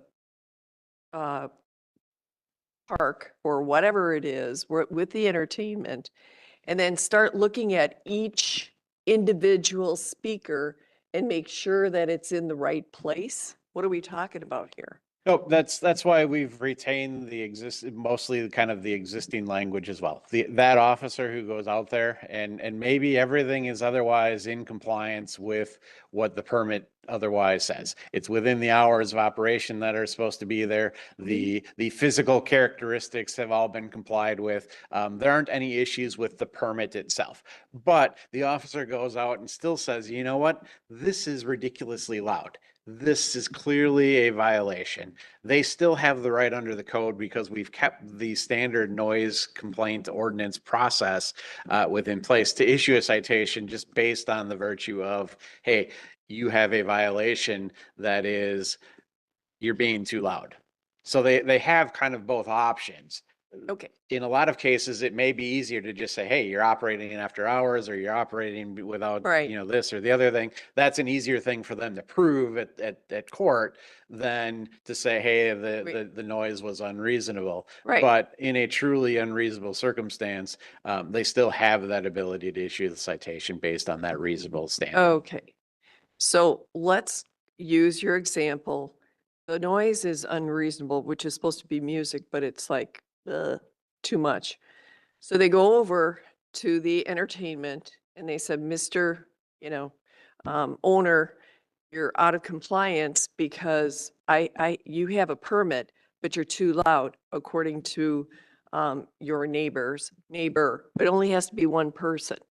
So what can the police officer do? Say, you're shut down. Is that what's happening? Yeah, certainly the officer could tell them to shut down. The officer could tell them to, just turn it down. The officer could issue a citation and walk away and choose not to tell them to do anything in particular. Just trust that the fact that they issued a citation will be enough. The officer could choose in their discretion to do nothing, just like an officer can choose to not pull over anybody on the road when they're running radar, even though there's speeders going by. So they have the full range of authority that's otherwise there. Okay. So let's say for this example that they say you got to shut down because it's way too loud and you're going to have to shut down in an hour anyway. You're over the top. So they shut them down, they get a citation, and then do they get their permit pulled? Whether they get shut down or not, this body certainly can request and certainly on the renewal of any permit, we would check with the police department to say, hey, what's the history on this? No. And make a decision, whether we wanted to renew it. But certainly in a truly egregious case where the officer probably did go in and shut him down, I would anticipate that would be conveyed to presumably Steve or Donna, who then could bring that to the attention of the board to consider pulling the permit if it's a continuing permit, not just a one-day type thing. Because we're giving him a 1-year permit. That's what it looks like to me. Is that correct? There's two. You could do a full year permit, or you could do a per event permit. There's two options. The example that I'm giving you is, we gave them a 1-year permit. Yep. So they get a citation. Is there a penalty fee? What are we talking about? Well, for the citation, it would be a couple $100 forfeiture. I don't know what the exact number is because that would have to be set by the court ultimately in terms of what they look like on the citation itself.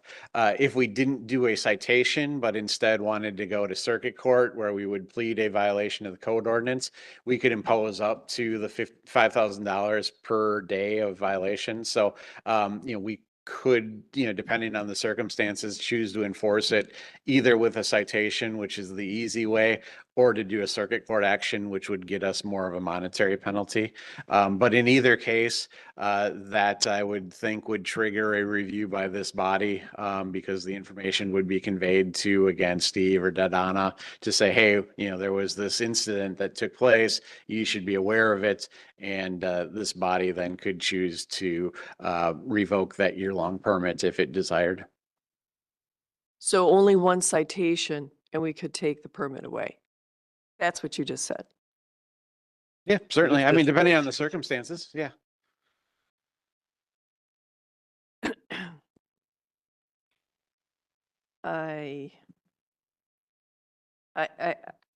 It's still very subjective. And it doesn't seem like, it seems like and then there's exceptions, violation. If they didn't pull a permit and they were doing this, do we give them a citation? Yep, again, it makes enforcement a little bit easier. You can just cite them for not having the required permit. That's a lot easier than going out and trying to, again, establish that there's some noise violation that existed that's there. In a particularly bad case, I would anticipate that the officer is probably writing both citations, both for not having the permit and also the noise violation in and of itself. That's always an option too. It seems still very subjective to me. What are you looking for? Well, yeah, like, I don't think it says anything. If you get a citation, you're out, or you get one more chance, or your citation that you could get could be anywhere from $200 to $5,000 and go to court. It doesn't say anything about that. Is it on the permit? Well, the penalties section is the last section, that's sub 6 of the permit process, where it references section 12.04 of the code. 12.04 is the section that just identifies the general penalty provisions, which are on a first offense from $5 to $2,500, and on each subsequent offense, $10 up to $5,000. And so that's the provision that specifically loops in the penalty components. So like the first citation could be only $5? No. If we were going to issue a citation, what happens is that the court on a fairly regular basis sets what's called a bond schedule. The bond is basically the amount that shows up on the ticket that somebody can just pay and be done with the citation. This new violation within the code, we would go to the court, say, Madam Judge, please set a bond amount for this particular violation, and she would set that based on what she's doing in other communities, what we might recommend, what our range is, all of those factors. But my guess is that it's probably I think kind of the default for her on things that otherwise don't have anything is a $366 forfeiture, is kind of the standard for her. But again, that would be something that ultimately she would have to set.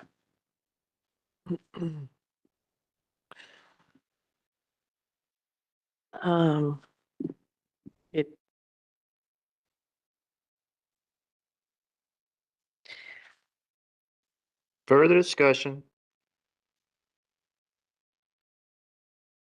No, sorry. Go ahead. No, if I could, I mean, you do raise a fair point as I look at it, which is to say that we don't, within the permit section, talk specifically about revocation of the permit. And that's certainly something that we could look to add and perhaps bring back to the next board meeting, if the board wanted to flush that out a little bit in terms of including specific references to revocation within that. I don't know that you need it. I think it's inherent anytime you grant a permit, you have the right to revoke a permit, but we could certainly put some standards within the code that would identify more specifically how that would be handled. I think you need to be specific. Then you would request a motion to amend or postpone and bring it back. I would recommend to postpone to add details about the permit and revoke. That is your motion to amend, to postpone and send it back to public safety to get more Detail. information and details in regards to permitting and revocation of, along with fine, like a fine structure or Fines. whatever. Yes. Okay, Yes, we have- please. We have a motion to postpone and need a second. Motion made and seconded. Discussion on the motion to amend. Trustee Hudson. There is an adage that you should not let perfection be the enemy of progress. And we are, by postponing this, by moving this off, we are jeopardizing that this will ever get done.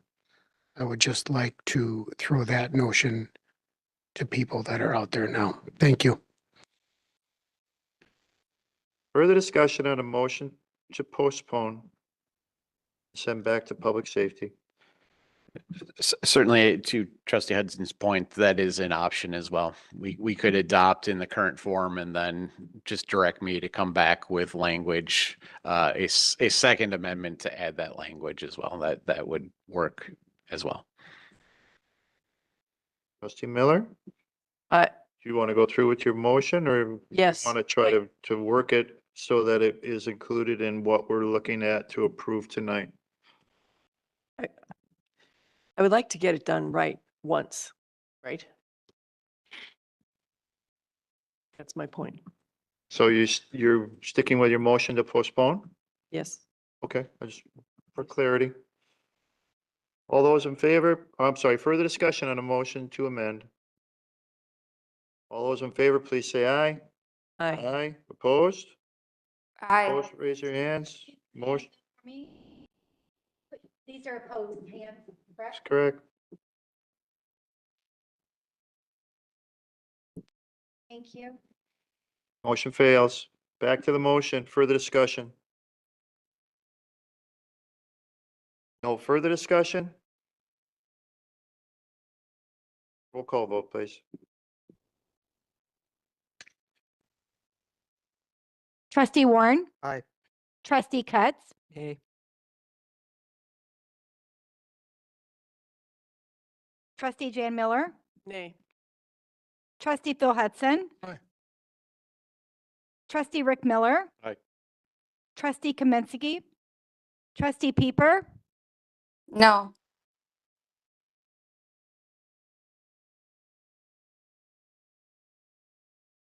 Village President Walter. Motion passes. Next item under new business, and you'll come back with public safety? Yeah, I think that was pretty clear that there's at least enough that want that type of discussion. So we'll bring that back in. Public safety, and then it would come to this board. For Correct. further amending of that ordinance. Yep. Everybody clear on that section? Okay, very good. New business, item B, revised purchasing policies and ordinance to amend municipal code to reflect revised policies. More information, background on this new business item. We'll turn the meeting over to our village administrator, Steve Krecklow. Thank you. This request includes two changes to, or two types of changes to our purchasing policies that were reviewed with General Government and Finance at their last meeting and forwarded to the board. The first changes relate to the authorizations for various staff within the village, and I'll go through those relatively quickly here. Currently, department heads have authority to approve purchase. Well, let me preface this by saying all of these authorizations relate only to budgeted items, to budgeted expenses. So department heads, village administrator are only allowed to approve purchases of items that were approved by the village board in the adopted budget, and only up to the amounts that were approved by the village board in the adopted budget. The proposal before you would increase the authorization for department heads from $2,500 to $5,000. The village administrator from $7,500 to $15,000. And the three standing committees from $15,000 up to $25,000. Anything $25,000 and higher would have to be approved by the village board.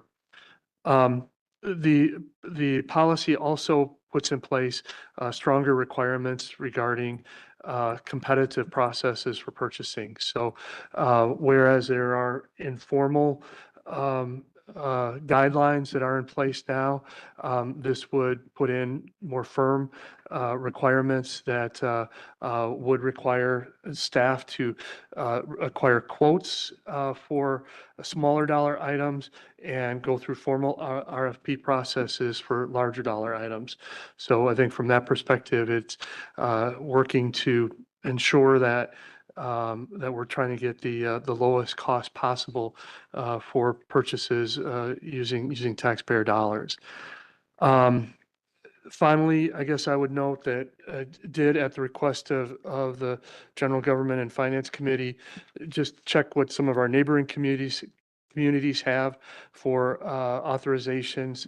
The city of Mequon authorizes department heads to approve purchases under $5,000. Their finance director approves purchases under $10,000, and the administrator approves purchases under $25,000. Purchases $25,000 and over go to the Common Council committees. They don't actually go to the full board. They're approved at the committee level. Menominee Falls authorizes, there's a little bit more simple. They authorize the village administrator to approve all purchases under $25,000. Anything $25,000 and over has to go to their general finance committee and the village board. Hartford authorizes the village administrator to approve all non-utility purchases under $30,000. Everything over $30,000 and higher goes to their common council. West Bend allows department heads to approve purchases up to $5,000 and the administrator up to $10,000. Anything $10,000 and higher has to go to their common council. Also in this packet, you'll see an ordinance amendment that was drafted by the village attorney, which if the board approves these policy changes would modify the related ordinances to be consistent. So I'd be happy to answer any questions the board might have. Trustee Warren? Make a motion to approve the proposed purchasing policies and ordinance to amend municipal code to reflect revised policies as recommended. Second. Made and seconded. Discussion on the motion to amend. I'm sorry, discussion on the motion to approve. Trustee Chair Miller? I have some questions for you, Steve. I'm okay with we need better control of our RFPs, et cetera. But I'm really concerned about increasing the level of the signing off. And if this is that important, it looks to me like there's a couple of outliers that they've got 30,000 fine. That's not really what you're asking for. So give me 3 examples where anyone was deterred from doing their job by having these current level limits or writing checks. Well, I'll be very, very candid and very blunt when I say this. I don't think that staff are typically deterred from doing their jobs. I think they will typically, if they think there's something critically important, that exceeds those limits, they go ahead without the proper authorizations. And I will give you an example from a recent period of time. We had a piece of fire equipment that was in need of brake repairs. The cost of the equipment for those brake repairs exceeded my $7,500 in authorization.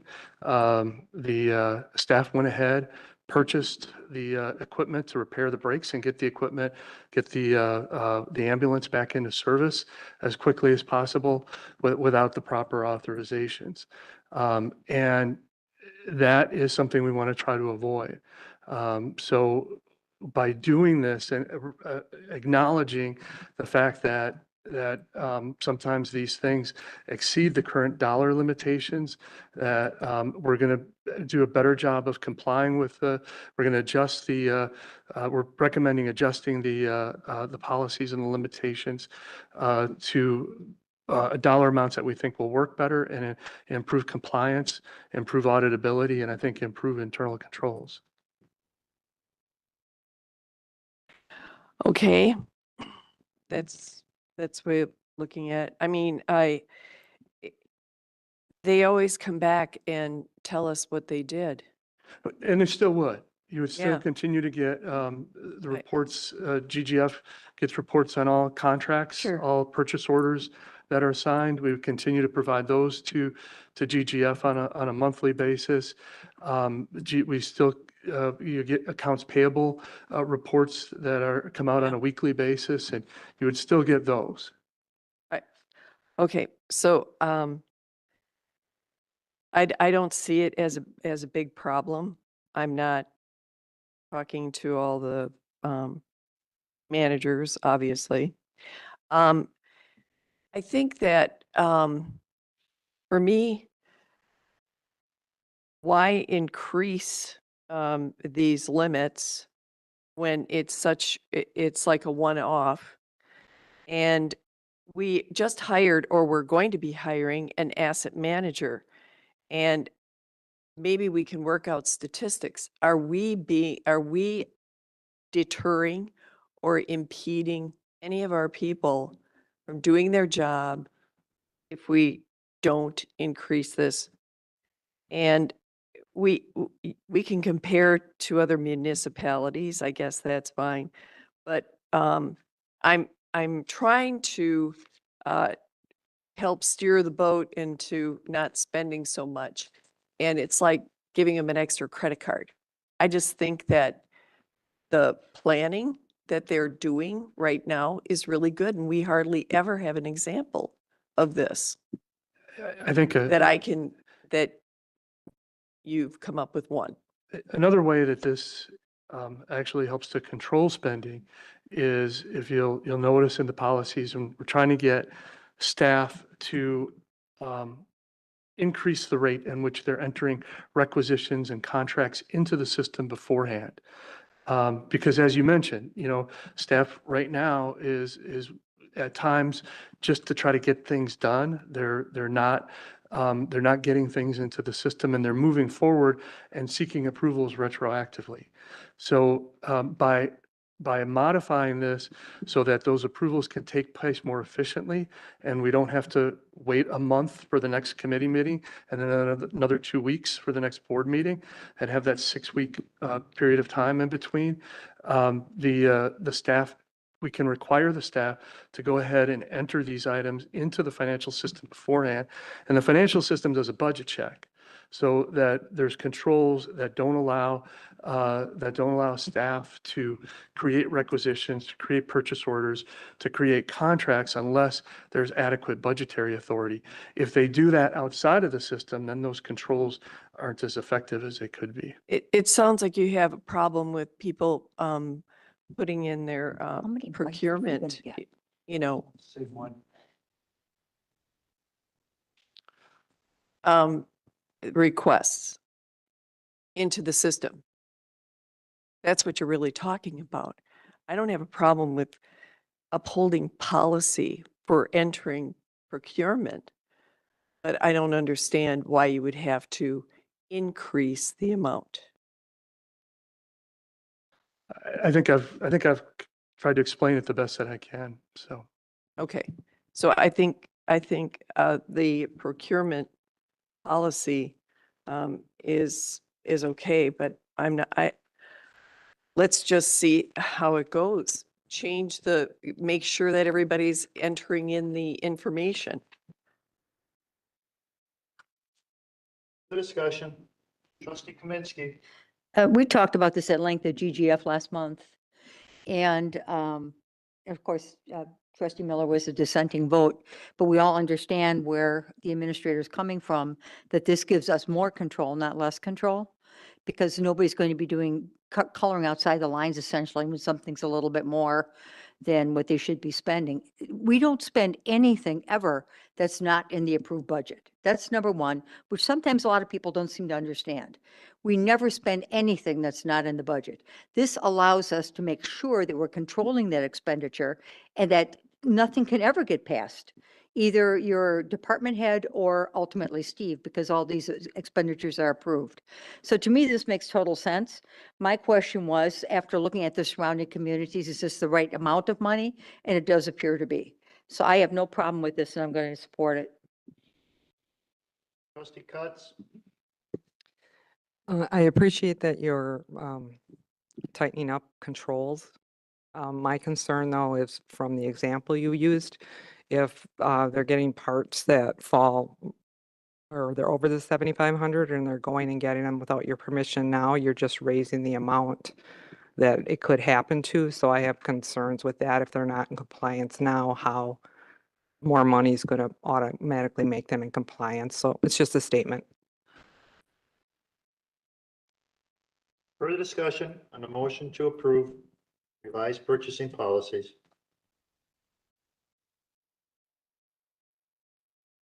No further discussion? Roll call vote, please. Trustee Ward. Aye. Trustee Cutts. Nay. Trustee Jan Miller.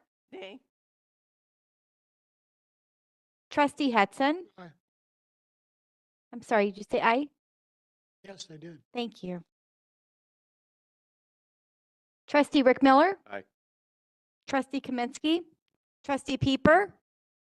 Aye. Village President Walter. Passes. Next item under new business is contracts for general legal services and municipal court legal services.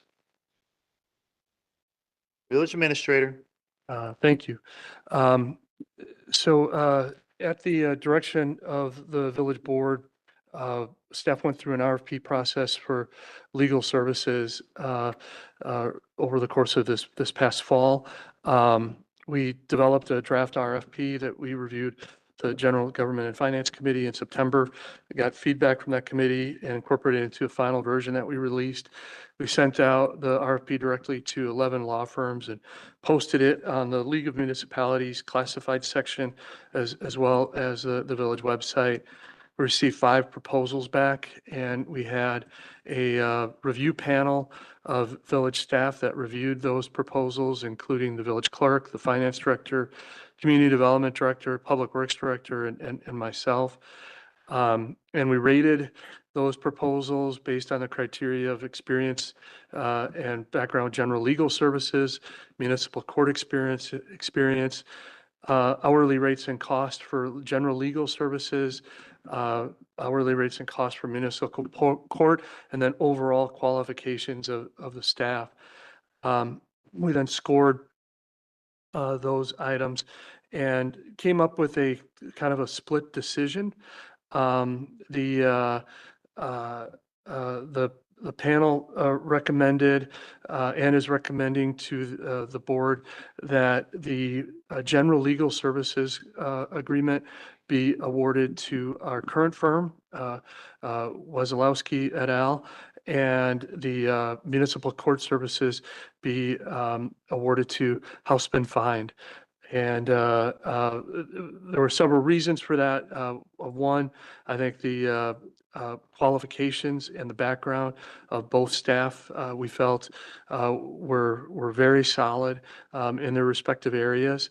And the hourly rates submitted by those two firms were significantly lower than what was submitted by the other three proposals.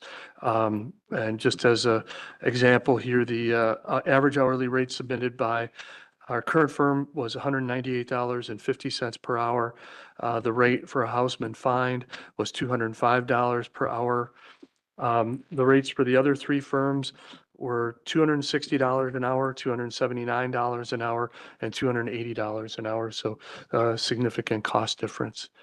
Be happy to answer any questions or provide any additional information about the evaluation process we have. We do have representatives, obviously. Our current village attorney is here if you have any questions about his proposal. We also have a representative here from Houseman Find who can answer any questions about their proposal. Trustee Bob Warren.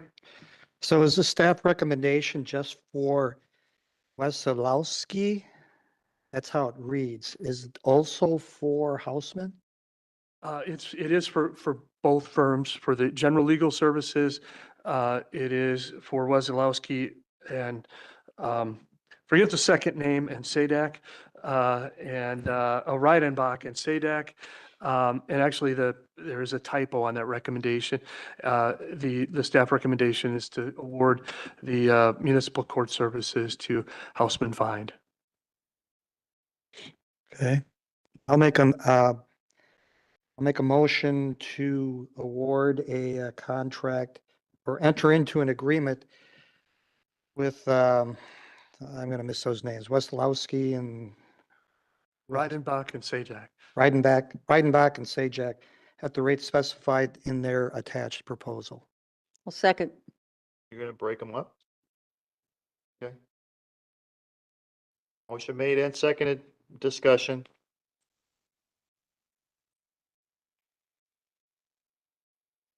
Notice trustee Jan Miller.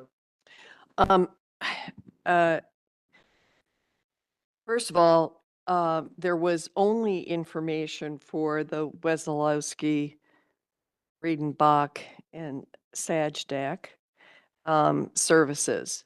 And I don't know why the whole proposal wasn't put in our packet that GGF saw, because at our last meeting, just an example, we asked, why are we getting 400 pages of Quick Trip? And the assistant, Jordan, for our community development, he said, we have to forward everything that came from committee into the new, so it can be reviewed. So here we are trying to get legal services, and the information is not there for us to review. And part of the problem that we have with making the meeting shorter was having the right information to review. We didn't have it. We don't have. You said you had it at the GGF meeting? We had it in the GGF meeting. Correct. And so, and then the recommendation, just for question and clarity. So the recommendation out of the GGF meeting was for these two firms? Correct. Yeah, it wasn't unanimous. Okay. Otherwise it would have been on consent. Right. Right. Okay. So if it were I, which I did, wanted to see it all, I would go back to the GGF meeting and. You're missing the point. We're trying to do Robert's Rules of Order. I'm just saying. We get hammered every meeting that we have. You need to go over the information, come prepared. And yes, I'm on GGF, but not everyone is. But the agenda from the GGF meeting is. Does it say, please accessible look at, to all trustees. Everybody gets it. so, yeah.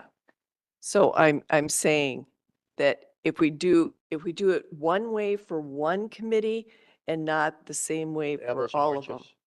You're talking about apples and oranges. No, Yes, you are. it's an agenda. It's an agenda item. There is no information. We're not supposed to discuss anything that's not on the agenda. That's my point. So we change the rules every time we have a meeting. No. All right, good. All right, good, what? I mean, the Then we question can't is if it's coming discuss. out of, Plan Commission and what is being recommended from Plan Commission would include all that It's- information based on their approvals or their recommendations for approvals or not. If it's coming out of Committee of GGF, which is a basic committee like Public Safety, Public Works, or General Government and Finance, then the recommendation that would come from them would come with only that information that they're recommending. If you wanted more baseline information about what was originally discussed, you would go back to that committee agenda and look at it there. That's how it works. It's not on the agenda summary, Dean, What's not? Um, Information about what? about the,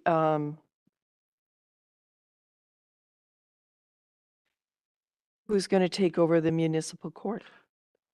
It's not on the summary. It is under the agenda. It is agendized for both. I will acknowledge that under the staff recommendation, I neglected to include under the recommendation the authorization to enter into the agreement with Houseman Find. And that was an oversight on my part. It is agendized for both items. And both items are addressed within the body of the memo. I did miss that in the staff recommendation. I apologize for that. Well, either we're going to believe the staff recommendation or we're not. Then read what's below it. It is below it. Right, all of it. All the way down through, I don't know what page. Well, it's the last page. Authorize the village administrator to enter into agreement with Weslowski. That's it. Okay, and you would like something different? I mean, you'd want to bring up another lawyer firm? I mean, what are we talking about besides trying to make a point against Steve? Well, that's one, but I have questions about whether this is going to be an actual contract because there is nothing attached. All there is an RFP. And one of the things that I asked for in GGF was the current contract for Weslowski, et cetera. And there isn't one. It's a letter. And it's a rate. It's an RFP. And that's what we have been paying. The And current, I have a problem with approving something that isn't a written contract. In addition to that, I don't think the contract should not be written up by our current legal person because he's applying for this, right? the current status that we have with our village attorney is an agreement and not a contract. And that's been in place since 2009, I believe, was approximately when that was put in place. Since that's what we have in place and that is not unusual for municipalities to utilize an agreement for attorney services instead of a contract, we've moved forward utilizing the same model. At the GGF meeting, the village attorney indicated that he would be happy to go through a contract or either enter into a contract or an agreement. The motion from GGF did not direct staff to go forward with a contract. We're happy to do that as well, if that's the will of the board. I think either way can work. And if the board directs a contract be utilized, that's something that I'm perfectly capable of drafting. This is a fairly simple, straightforward contract. We could draft that and enter into it if that's the preference of the board. Well, I think that would make good business sense. Make a motion I'd like to make a motion to amend. to add a contract for both legal firms, general legal, and for Weslowski, and then the municipal court for Houseman Find. That is your motion to amend. Do we have a second? Motion made to amend, I'll second. made and seconded. Discussion on a motion to amend. Trustee Rick Miller. Yeah, this was discussed in general government and finance, that an agreement is all that is needed between the attorney. Attorney Sajak can explain a little bit more to it, but there's no necessity to have a contract when there's an agreement in place. It's just semantics, really, but an agreement is just as legal, is what my understanding is. If you want to embellish, Brian, go right ahead. Right. I mean, basically, the discussion at the committee was that by state bar rules, the rules that govern how we operate as attorneys, we need to have what's called a written engagement document or agreement that's in place. That document specifies what work are we doing for you and under what terms, and meaning hourly rate, or if it's contingent or whatever the case may be. Those are the requirements that exist under the state bar regulations. Certainly, we can enter into a contract. I'm happy to do so. In fact, I indicated to the committee, we have a contract in Mequon. We don't have a contract in any of our other communities. I would say that by and large, in my experience, it's probably 50-50 as I talk to my colleagues across the state, between whether they have a formal contract or if they just have a retainer type agreement that's in place. At the end of the day, my personal thoughts on it is that the attorneys that really push the formal contract with, hey, I've got a 3-year term, that kind of stuff, are the attorneys that are looking to increase their rates on a regular basis to keep pace with inflation or whatever the case may be. Whereas the attorneys that are in the camp of just doing the general retainer agreement tend to be a little bit slower on the increase on the rates, because it's more about providing the service as opposed to the rates. But that's just a generalization. I'm sure there's exceptions to both of those rules.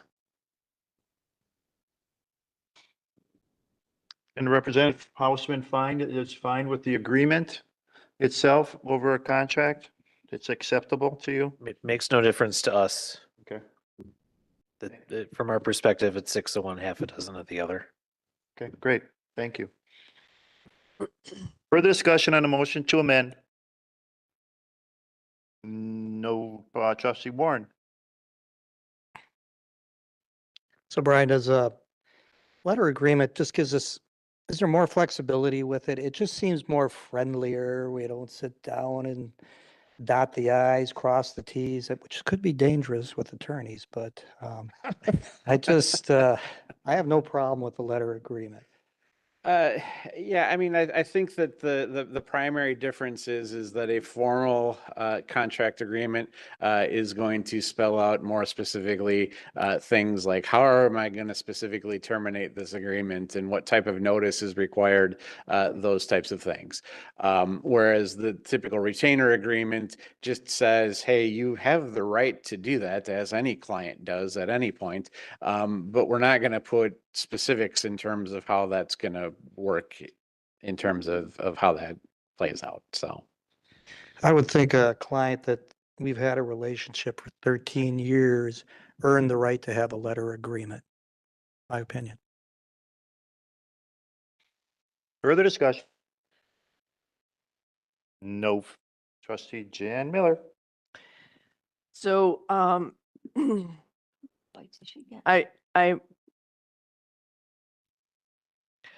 I'd like to know if you have wrapped up, because we had some questions in our in the citizen input about the Celebrate Germantown. Irrelevant. Irrelevant. It's nothing to do with this topic. It's a separate discussion. I would like to know what the incremental difference is going to be based on the past hours that you put in 2024 versus the new increase in price for 2025. I think that's relevant. Sure. I would anticipate short of a direction from this board to the contrary, meaning adding or taking away work, that it would be largely the same. I don't see any huge major projects or issues on the horizon that are going to cause a significant increase in rates that I foresee at this point. And I don't see any slowdown in the level of work that we've been providing at this point either. I think it'll be probably pretty consistent, again, subject to direction of this board and Administrator Krecklo in terms of what you want us working on. So if you put in the same hours and there's a 67% increase in the cost per hourly wage, if you put in the same amount of hours, there's obviously going to be an increase in the Increases budget over here. and here as well. Right. Yeah. I mean, there's an increase in the cost. Yeah, Yes. because you went out for RFP, yeah. There would always be an increase when you go out for RFP. So my point is that, is it budgeted? And in the summary, it says we shouldn't see any increases.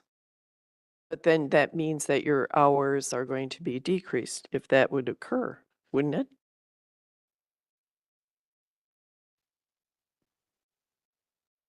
Actually, I think what the memo says, and I reviewed this with the finance director, and, keeping in mind that the budget for legal services is spread across multiple budgetary components. There is some money that's budgeted in the village board budget. There's money that's budgeted in the utilities. There's money that's budgeted in the tax increment districts. It's spread across various locations. And in reviewing all those locations, and while there is an increase, we believe that the funds in the 2025 budget are going to be adequate to pay for those contracts. I'll also point out that these are not the only two contracts that are paid out of those funding sources. We also have legal contracts with Von Briesen for human resources and employee relations. And we currently have an agreement with Kasdorf for the Walmart claim against the village. So, and occasionally there are other things that do come up that go against those accounts as well. Taking it all into account, the best estimate that we can give you as of 6 days into this fiscal year is that we believe the funding sources, the funding that we have will be adequate to pay for these contracts. Well, the answer is yes.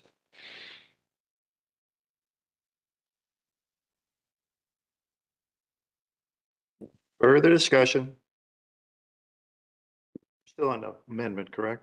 For the contract versus agreement. Yep. All right. Further discussion on the motion to amend. Trustee Cutts? So basically, the only difference between the contract and the agreement is it's easier for either the village or your firm to part ways if any so choose. Trustee Cutts, can you speak up in the microphone so they So can the hear? difference between the contract and the agreement is basically it's either easier for the village or your firm to part ways if either one chooses. The answer is in general, but again, depending on what the contract says, you can make the contract read just as liberal and easy as a standard retainer agreement is. I mean, the terms of the contract obviously matter, but in general, a specific contract is going to have a provision that says, here's how you terminate. You provide, 30 or 60 days notice, very specific, as opposed to a standard retainer agreement is typically, hey, we're not happy, let's move on, type of a thing. Okay, thank you. Further discussion on the motion to amend? No further discussion? All those in favor, please say aye. Aye. Aye. Opposed? Aye. Keep your hands Aye. up, please. Trustee Peter. Member Warren, Trustee Hudson.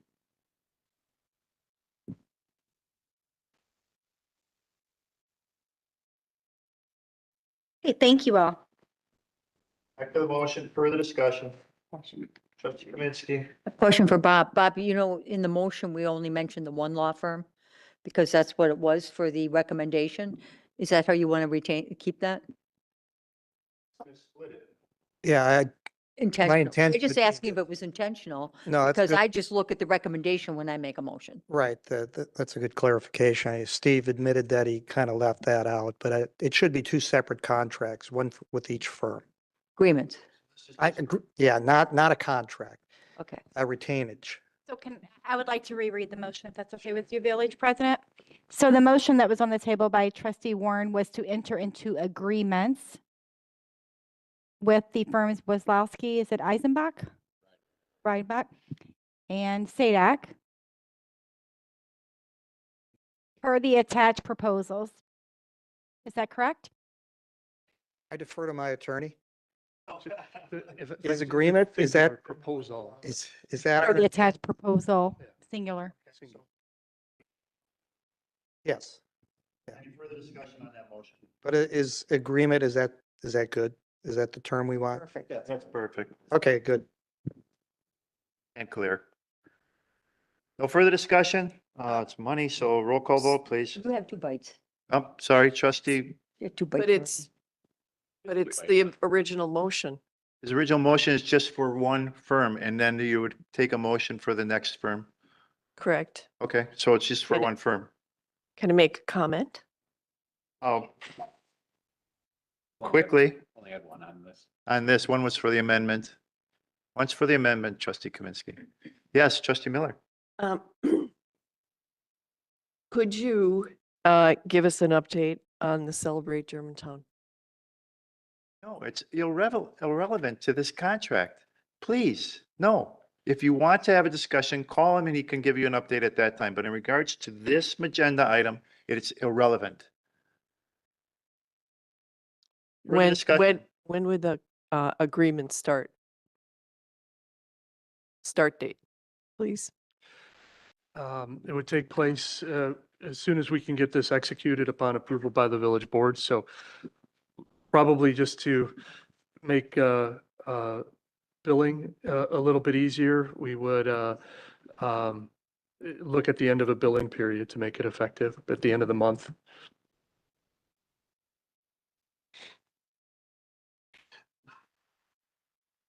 No further discussion? Roll call vote, please.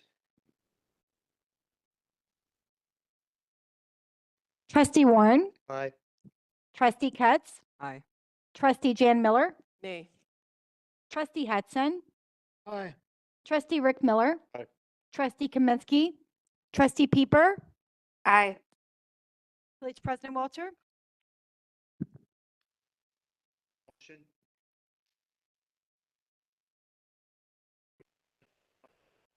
I'll move approval to enter into an agreement with Houseman Fine for municipal court duties. Is that right? Motion made and seconded. Discussion.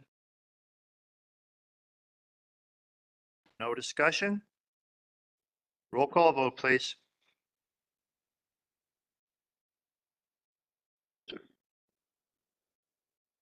Trustee Warren, Trustee Ketz, Aye. Trustee Jan Miller, Aye. Trustee Hudson, Aye. Trustee Rick Miller, Aye. Trustee Kaminsky, Trustee Pieper, Aye. Village President Walter. Sir, you're definitely in it now. So, welcome aboard. Next item under new business is item D, temporary pay adjustment for interim police chief. I move approval. Second. Motion made and seconded. Discussion. Trustee Hudson. Try to be succinct so I don't take multiple bites at the apple. So do we not have an overall village policy for a pay increase from base pay when we move a person into an interim position? We do not have a formal policy in place for that. It is something that we are lacking and should develop. I would say generally what the past practice has been is if the interim status is for more than a couple of weeks, that we do make an adjustment, and we would typically increase the pay either to the bottom of the salary for the interim position or by 10% is what we have done in the past. In this case, Captain Merton's salary would not allow a 10% increase. That would be above the top of the chief's pay range. So that's why I'm recommending a 5%. So I think it would behoove us to get a policy of X percent, obviously. And so I just want to revisit the last part of your statement, please. So Captain Mertens' pay would be above the top range of the police chief? If we made a 10% increase, yes. So should Captain Mertens get the job, we would obviously have to visit the issue of the range of the police chief. Obviously. Potentially, that would be, yes. I think that there may need to be a look at that. We also will likely be bringing forward to the board. It's been 2 years since we've adjusted the ranges for, wage inflation, and that would be something that we'll, in the next couple of months, be bringing to GGF and the village board. What is the range for our police chief, please? Off the top of my head, I know the top is about 136,000. I believe the bottom was 106 or 107,000. Should we look outside? Would that range attract qualified external candidates? We did look at that 2 years ago when we set the pay range. That was one of the things that we asked our firm McMahon that we brought on to take a look at the pay range. They felt that, especially going internally, that was adequate at this point in the process. Also, part of their scope, though, would be if, as we go through the recommendation, the hiring process, looking to see if any adjustments are necessary at that point. So I don't think I conveyed my thoughts adequately. So if we have no internal candidates that we would want to hire, would this range attract qualified external candidates? And I apologize. That's my question. My answer wasn't, and I answered poorly. We haven't looked at that yet because at this point, the Police and Fire Commission is only opening it up to internal candidates. What are the villages around us paying, please? That's not a number that I have handy. I know that we did look at that specifically 2 years ago when we reset the pay ranges. And we will look at, that's one of the positions that we typically use as a benchmark when we go through this process every 2 to 3 years to look at, see if our pay ranges are properly aligned. How long, and I don't want to take a second bite of the apple, so I'm going to get all my questions. Thank you, I appreciate that. So how long has Captain Mertens been with us, please? 30 years, 30 plus years. I'm sorry, 24. I thought.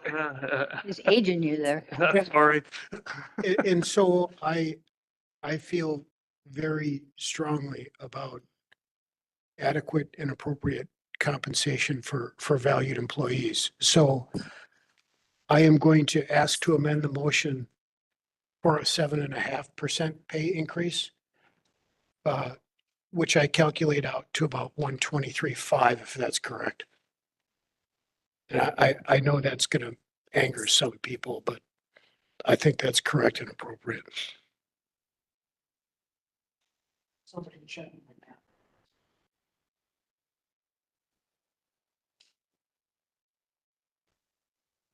You're making a motion to amend?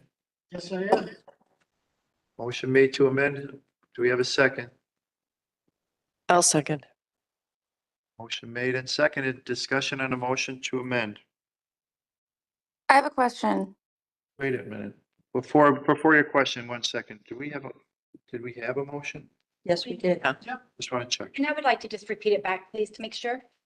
That's okay. Yes, So absolutely. The first motion was made by trustee Rick Miller, to approve a temporary pay adjustment for interim police chief. Okay, thank Now, you. seconded by trustee Kaminsky. And then if I may please ask trustee Hudson, you're making the motion to amend, which is the what amount, please? 7.5%. 7.5, thank you. All right, trustee Peeper. This is on the motion to amend. Yeah, well, it's relevant for both. I just want to clarify, so how much Chief Snow was making compared to how much we are presenting to pay the interim chief? Was Chief Snow making less than this amount? It'll take me just a minute to pull that information up.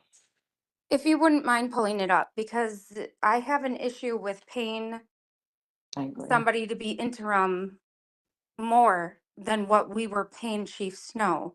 Or not? How do you know that? Because if it was stated that it was recommended at 5%, because if it would be 10% over his current wage, it would have been higher. And then the adjustment or the amendment is for 7.5, which keeps it under. But, okay, hear me out.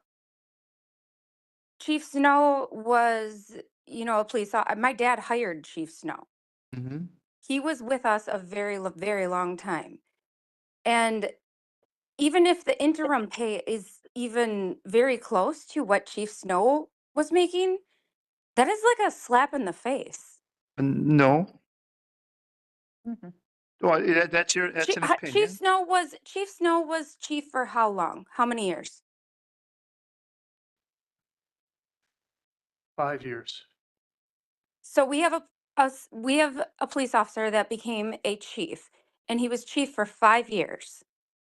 And his pay is that close to somebody who was never police chief? And has been with us for 20 plus years? How many years was Chief Snow with us? It's irrelevant. No, I Not wanna know really. that. Not, I'd like to know that is very Yeah, relevant. you're chastising yourself. For what How am I the wage chastising is at. myself by asking how many years Chief Snow was with us compared to who we are saying is going to be interim? Because we're deciding on pay. That is so relevant. I hear your little giggle, Terry. I miss you too. Giggling, she's agreeing with you. I'm agreeing with you. Okay, no, Yeah. I wasn't mocking you, Terry. I do. Yeah. I hear your little giggle. I like your giggle. Get an answer first.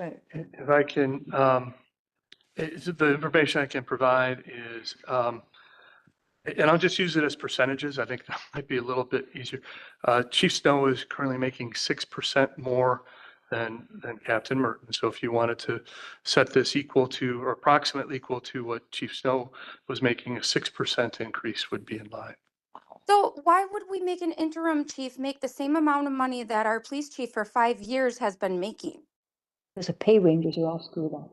Yes, And they have- really and they are, have Terry. changes. They really are. Like, I have a huge issue with this. Discussion, please. Hold Trustee on. Pieper has the floor. Thank you. Continue on with what are you having a question or a comment? Yes, please? no, I have one more thing. So Chief Hale, he was chief for very much longer than Chief Snow. We all know that. What was Chief Hale's ending salary for being police chief for, I don't even know how many years he was police chief for. You wouldn't have that readily available. I don't have that readily available. One of the things that I guess that I would say is the village board, and I believe it actually now was like 3 years ago, significantly increased the salaries from the entire command staff. We did Okay. an analysis that compared us to other neighboring communities and significantly increased the salaries of the entire command staff. Okay, well, I do have the answer for you. What we are proposing to pay Merton to be interim chief police is $15,000 more than Pete Hale's ending salary. Okay, over So, 5 years and ago. this has, if Merton is there, I'm so sorry because there's no video, so I can't even tell who is there. And if Merton is there, I apologize to you because this has nothing to do with you. This has everything to do with our pay scales Okay, now and you're how becoming messed up they irrelevant. are. It's irrelevant at this time. We can't It get is into so that. relevant. I Not don't irrelevant. understand It's how not you relevant. can't We're see how talking relevant. about what we want to increase his salary for as interim chief. And it has nothing to do Exactly. with what it was 5 years ago. Exactly. So when we're talking about raising the pay scale for an interim chief that is going to be higher than the previous police chiefs, And don't vote I for have it. an issue with that. Then don't vote for it. Okay, so I can still speak on it now, can't I? Are we Or done? am I not allowed? I'm sorry. Are we done? Wow. Is your point made or you still have the floor? Obviously know which way you're going to vote. Can we move on? Further discussion? Trustee Kaminsky. I tend to agree with what she said. And I don't agree with 7.5%. I think what our village administrator recommended is great. And we'll see what happens in the future, because if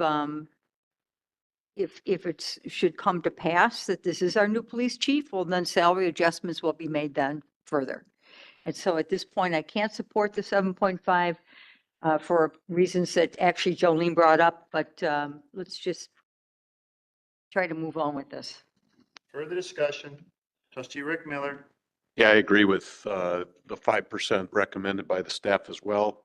This is really probably only for a few months until Police and Fire Commission decide, and then the negotiations will start with the police chief itself. So I am not going to vote in favor of the 7.5, but I will stick with the 5. Further discussion on a motion to amend? Trustee Jan Miller. It's a question. Steve made a statement. We hired a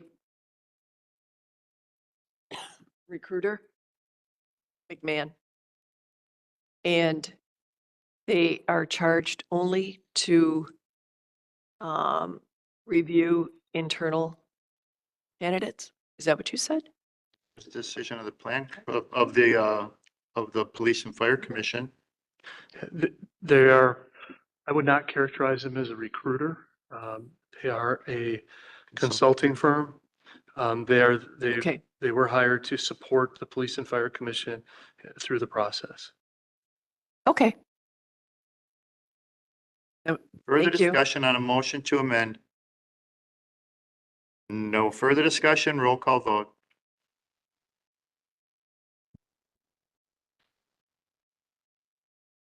Trustee Warren? No. I'm sorry. No. Trustee Kutz? Nay. Trustee Jane Miller? Aye. Trustee Hudson? Trustee Rick Miller? No. Trustee Kaminsky? Trustee Jolene Pieper? No. Village President Walter? Motion fails. Back to the motion, further discussion. Further discussion? Roll call vote, please. Trustee Warren? Aye. Trustee Kutz? Aye. Trustee Jan Miller? Aye. Trustee Hudson? Trustee Rick Miller? Aye. Trustee Kaminsky? Trustee Pieper? No. President Walter? Motion passes. Takes care of all items under new business and all items on tonight's agenda. Our next village board meeting will be on January 20th at 7 p.m. here at the Village Hall Boardroom. We are adjourned. Thank you all for coming, and thank you all for watching, and have a good night.